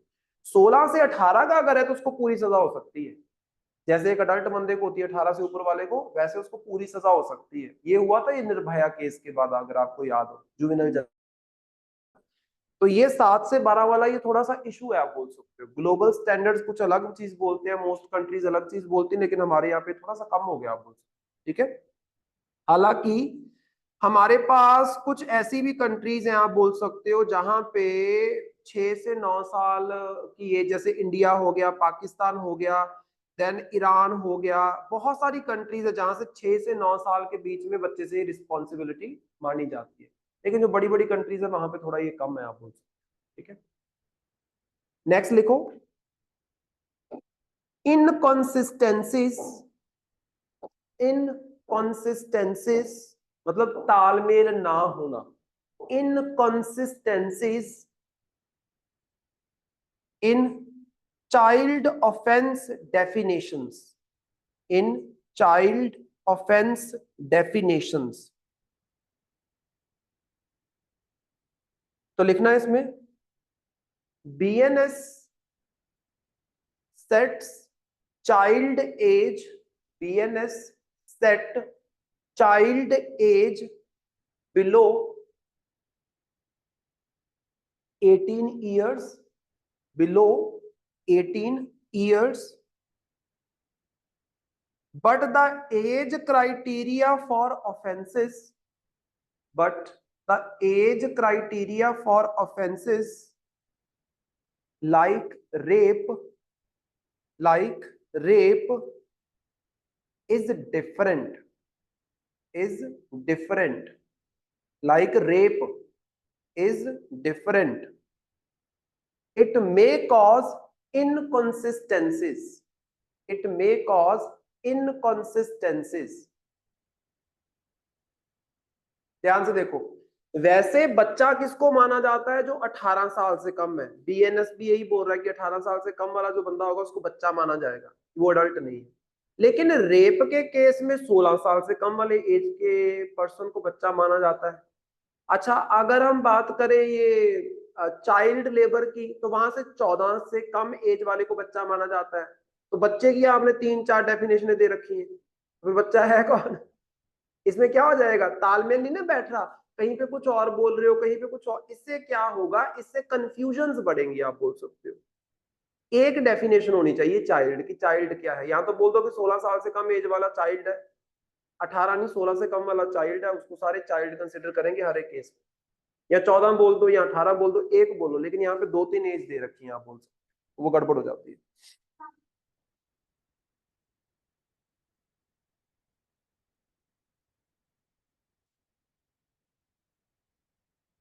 हाँ, आजकल, आजकल जो बच्चे, ये सही किया है जो 7 साल वाला किया है, ऐसा ही होना चाहिए। आजकल के बच्चे पता कितने चंट है।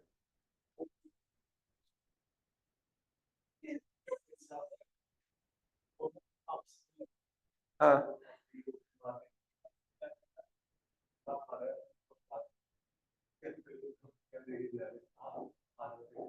हाँ हाँ हाँ, ऐसा है। अरे आजकल के बच्चे बहुत चंट है आजकल, मतलब आजकल जो आपकी मैच्योरिटी एज है ना, वो नीचे आ गया है पैरामीटर। पहले जैसे मैच्योरिटी आती थी, जैसे हमारे वाले टाइम पे, मुझे जो याद है, जैसे अभी मैं 29 का हो गया हूँ, हमारे वाले टाइम पे जो मैच्योरिटी है मोस्टली लोगों को ग्रेजुएशन के दौरान आती थी, उससे पहले उनको कुछ नहीं पता होता। तो टू बी ऑनेस्ट, मुझे तो ये मतलब ग्रेजुएशन तक ये भी नहीं पता था कि ये बॉयफ्रेंड और गर्लफ्रेंड वाला सिस्टम भी कुछ होता है, समझ रहे हो, दैट काइंड ऑफ। आजकल मैच्योरिटी बहुत अर्ली आ रही है, आप बोल सकते हो। मतलब चौथी चौथी पांचवी पांचवी क्लास के बच्चे बोल रहे हैं हमारी गर्लफ्रेंड है, हमारी बॉयफ्रेंड है, उनका उनको सब पता है, हमने इधर शादी करनी है, हमने वो उनको सब पता है। और हमारे जैसे अभी तक शादियों की बात नहीं करते हैं, समझ रहे हो। तो मतलब देर इज, वो नीचे आ गया पैरामीटर मैच्योरिटी वाला, तो ऑटोमेटिकली आपको भी नीचे आना पड़ेगा समझ के अकॉर्डिंग, है ना। क्योंकि अभी जैसे निर्भया केस में वो 16 साल का, उसको बच्चा बोला गया, क्योंकि उस टाइम पे 18 साल बच्चे का कंसिडर किया जाता था, क्योंकि उससे पहले निर्भया का केस 2012 में है। 2012 से पहले 18 से कम एज वाले बंदे को बच्चा माना जाता था, और वो अगर रेप भी करता है तो उसकी सजा कम है। लेकिन निर्भया के बाद आप बोल सकते हो कि अकल ठिकाने पे आई कि नहीं, इतना क्रूअल एक्टिविटी हुआ और उसमें 16 साल का बच्चा जिसको आप बोल रहे हो वो इन्वॉल्व है, तो वो बच्चा नहीं है। जो रेप कर रहा है वो बच्चा नहीं है, समझ रहे हो? तो दिस इज वेरी इंपॉर्टेंट। तो यहाँ पे एक्चुअली आप बॉडली एज के ऊपर जाते हो कि एज क्या है, उसकी अकल की एज कुछ और होती है। नेक्स्ट लिखना, हाँ, there is two kind of ages मेरे अकॉर्डिंग। एक होती है आपकी मैच्योरिटी की एज और एक होती है आपकी बॉडी की एज। हमारे यहाँ पे बॉडी की एज को देखा जाता है, मैच्योरिटी एज को नहीं देखा जाता। बहुत सारे ऐसे लोग होते हैं, जैसे फॉर एग्जांपल कई ऐसे लोग होंगे 20-25 साल के, लेकिन उनकी बातें होती 40 साल वाली, समझ रहे हो? तो उनकी मैच्योरिटी एज इज डिफरेंट, लेकिन बॉडली एज इज डिफरेंट, आप बोल सकते हो। ठीक है, लिखना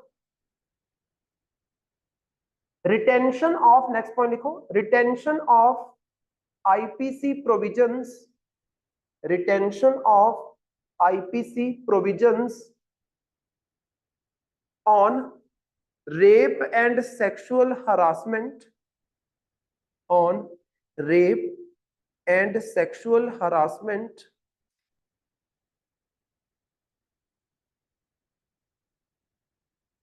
comma omitting, omit करना मतलब हटा देना, OMITTING,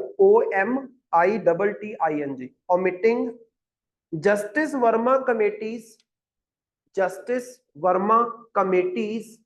suggestions, ऊपर लगाना है Justice Verma committees suggestions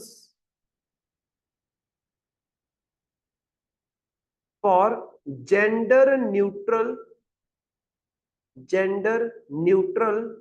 rape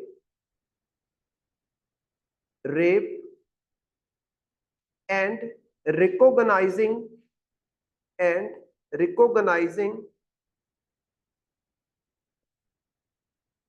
marital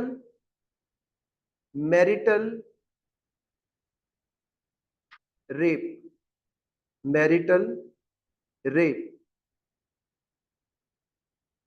bracket में लिख लेना,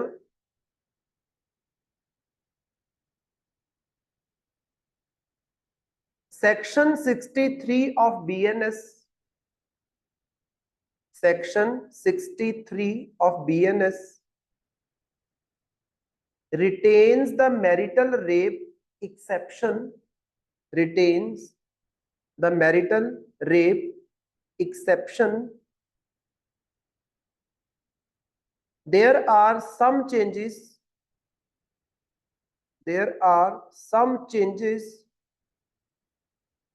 related to marital rape. There are some changes related to marital rape.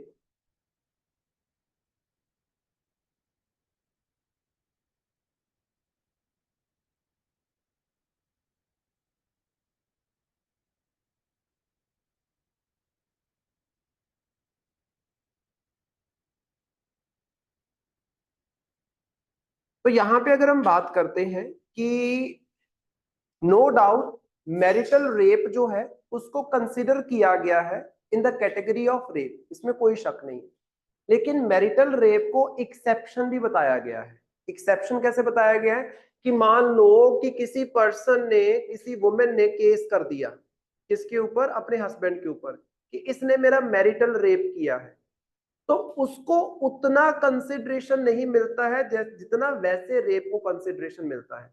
उसमें उतनी सख्त सजा जो है या उतनी सख्त इन्वेस्टिगेशन या उतना सख्त इंस्टेंट एक्शन नहीं लिया जाता जितना वैसे रेप के केस में लिया जाता है। तो मतलब मैरिटल रेप को आप कंसिडर कर रहे हो, लेकिन मैरिटल रेप के लिए बहुत सख्त कोई कार्रवाई BNS 2023 ने नहीं दी। कंसिडर तो कर लिया, लेकिन मैरिटल रेप को थोड़ा लाइटली लिया जा रहा है। आज भी एक पर्सन मैरिटल रेप करके वो बच सकता है, इतना लाइटली इसको आप बोल सकते हो लिया गया है। पहले तो मैरिटल रेप की बात ही नहीं की गई ना IPC के अंदर, अब बात की गई है कि there is something rape called marital rape, लेकिन उतना अच्छे से उसके ऊपर बात नहीं की गई जितना करनी चाहिए थी। आज भी एक पर्सन मैरिटल रेप करने के बाद बचने का पूरा पूरा मौका रखता है, आप बोल सकते, और पहले इसको मेंशन ही नहीं किया था। पहले तो एक हस्बैंड वाइफ के अंदर कोई भी सेक्सुअल एक्टिविटी है, चाहे वो कंसेंट के साथ हो चाहे अगेंस्ट कंसेंट हो, उसको रेप माना ही नहीं जाता था। एक हस्बैंड अपनी वाइफ का रेप कर ही नहीं सकता, मेंशन ही नहीं था। अभी एटलीस्ट मेंशन किया है, that is a good thing, लेकिन उतना कंसिडरेशन नहीं दिया जितना वैसे रेप को दिया जाता है, that is a bad thing. तो ये प्रॉब्लम है, आप बोल सकते हो। और जस्टिस वर्मा कमेटी जो है, ये 2013 की कमेटी है, ईयर लिख लेना, जस्टिस वर्मा कमेटी। इसके बारे में आपको लिखवा देता हूं कुछ 2-4 पॉइंट। जस्टिस वर्मा कमेटी ने सीधा बोला था कि भाई रेप में ना जेंडर न्यूट्रल हो जाओ, क्योंकि हमारे यहाँ पे बोला जाता है कि रेप लड़की का होता है, ऐसा नहीं होता, रेप लड़के का भी होता है। लेकिन इन्होंने कंसिडर नहीं किया, बीएनएस ने कंसिडर नहीं किया है लड़कों के रेप को। अभी भी लड़की का ही रेप माना जाता है, लड़कों का रेप नहीं माना जाता है। आपको ज्यादा हो रहा है, लड़कों की जो सेक्सुअल हरासमेंट है वो लड़कियों से ज्यादा है, इट इज 52%।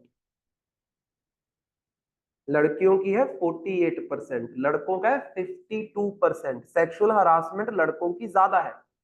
लेकिन बात यह है कि लड़की का सेक्सुअल हरासमेंट हुआ, उसके पास 50 तरह के ऑप्शंस है कंसिडर करने के लिए, लड़के के पास एक ऑप्शन भी नहीं है। सिर्फ उस लड़के के पास ऑप्शन है जो 18 साल से कम है,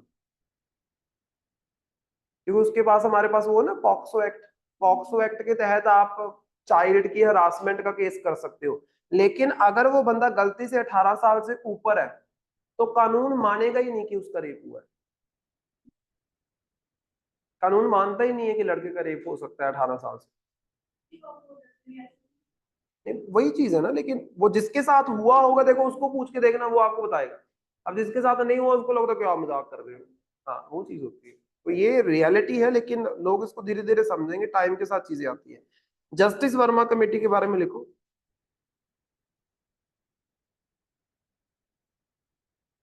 तो लिखना इसमें,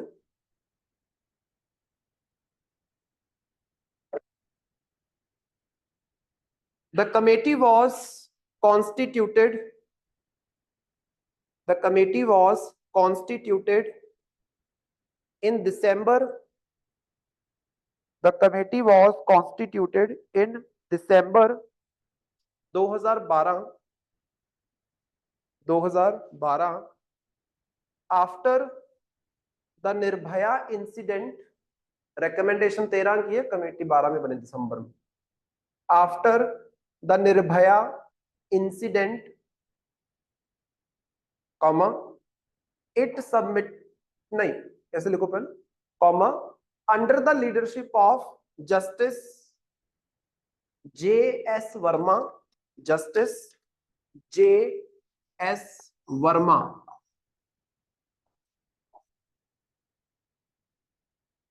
comma, it submitted its recommendation in 2013.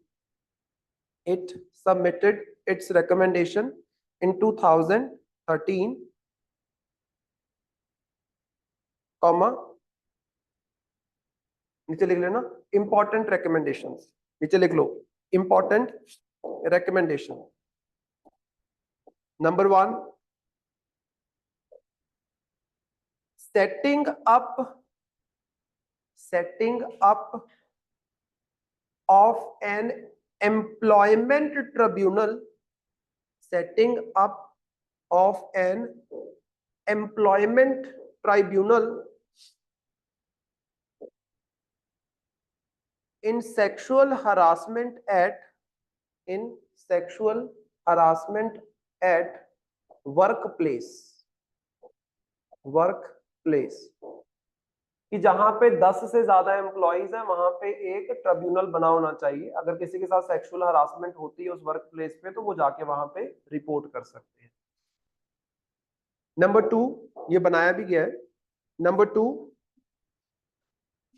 बना होता है, हर जगह बना होता है, इट इज मैंडेटरी। नीचे अपने सरकार ने एक्ट पास कर दिया था इसके ऊपर ना, उसको भी लिखते हैं, या नीचे लिख लो, इसके ब्रैकेट में लिख लेना या नीचे नोट बना के लिख लो। Government of India passed protection of women against sexual harassment protection of women against sexual harassment at work place act 2013, at work place act 2013। ठीक है, तो वहां पे एक कमेटी सी बनाई जाती है, आप बोल सकते हो। वैसे कमेटी बनाई जाती है एक्ट के अकॉर्डिंग, जस्टिस वर्मा कमेटी ने ट्रिब्यूनल बोला था बनाने के लिए। 10 से ज्यादा एम्प्लॉइज अगर है किसी कंपनी में तो उनको ये बनाना पड़ता है, अगर नहीं बनाते हैं तो गड़बड़ है, उनके ऊपर एक्शन हो सकता है। 2013 का ये एक्ट है, ठीक है। मिनिमम 10 एम्प्लॉइज वाली कंपनी के लिए रिक्वायरमेंट है। Number 2, speedy disposal speedy disposal of complaints, speedy disposal of complaints मतलब जल्दी जल्दी निपटारा होना चाहिए, ऐसे नहीं बहुत सारे डिलेज कर दो। Then domestic workers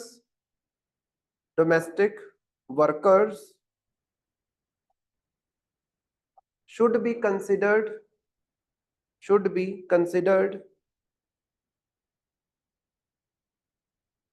under the above mentioned act, should be considered under the above mentioned act। सो कोई घर पे काम करने वाला है तो उनको भी इस एक्ट के अंदर एज ए एम्प्लॉय ही कंसिडर किया जाएगा, आप बोल सकते हो।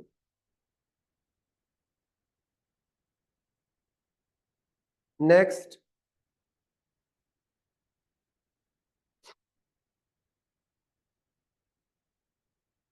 Gender neutrality, gender neutrality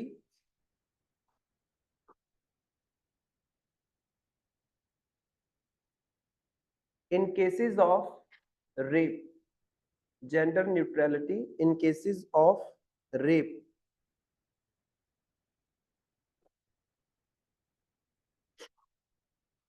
comma it opposed, not comma मत लगाना, नया पॉइंट लिख लो। इट अपोज्ड penalize करना मतलब सजा देना, कोई पनिशमेंट देना। It opposed penalizing women for false complaints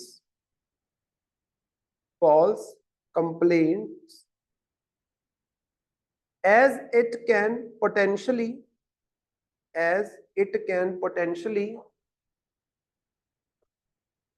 nullify मतलब किसी चीज को रद्द कर देना, NULLIFY, nullify the objective of the law, the objective of the law।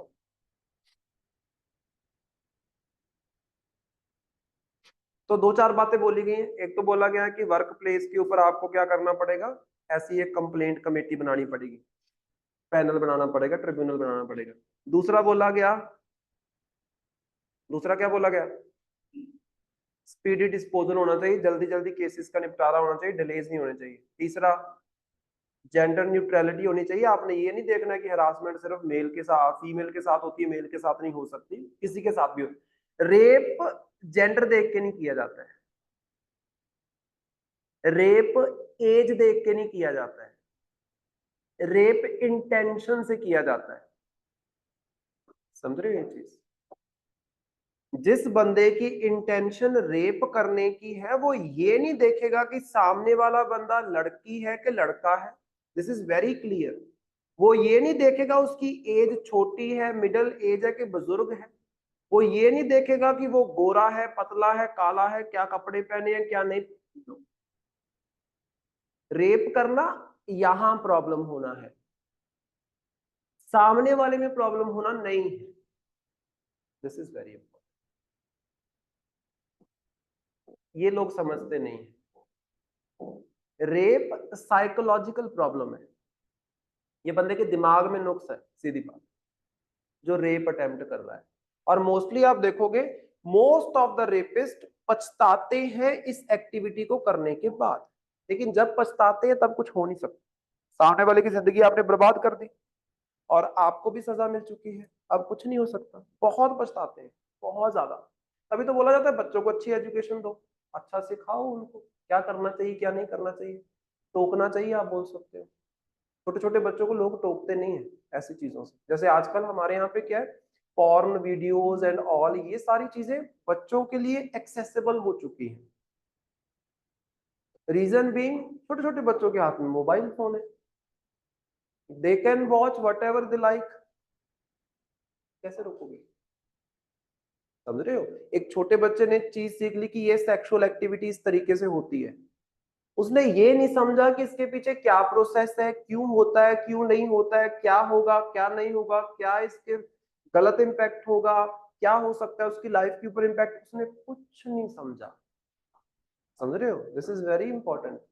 छोटे छोटे बच्चे को, मुझे एक बात बताओ, 3 महीने की बच्ची का रेप हुआ था, अब 3 महीने की बच्ची में ऐसी कौन सी बॉडली अट्रैक्शन है कि जो आपको देख के आपका मन फिसल गया और आपने रेप कर दिया? Is there any bodily attraction? तो बॉडली अट्रैक्शन वगैरह सब फजूल बातें हैं, वो रेप करने वाले के दिमाग में थोड़ा सा नुक्स है, उसको सही करने की जरूरत है। समझ रहे हो? बच्चे ने क्या क्या अट्रैक्ट कर लिया? बच्चे ने, बच्चे के तो सेक्सुअल पार्ट्स भी बिल्डअप नहीं हुए होते इतने, उसने क्या अट्रैक्ट कर लिया? समझ रहे हो ये चीज? प्रॉब्लम इज देयर रेप करने वाले, ना कि सामने वाले में। That's it. यहां तक करते हैं, बाकी फिर करेंगे हम नेक्स्ट क्लास। ये बड़े इंपॉर्टेंट है, इसको समझना, क्योंकि जो चीज नहीं आती है वो ऑटोमेटिकली आपके लिए बड़ी इंपॉर्टेंट रहेगी। ठीक है? समझ आया कुछ प्रीत? Yes sir. ठीक है जी, ओके फिर।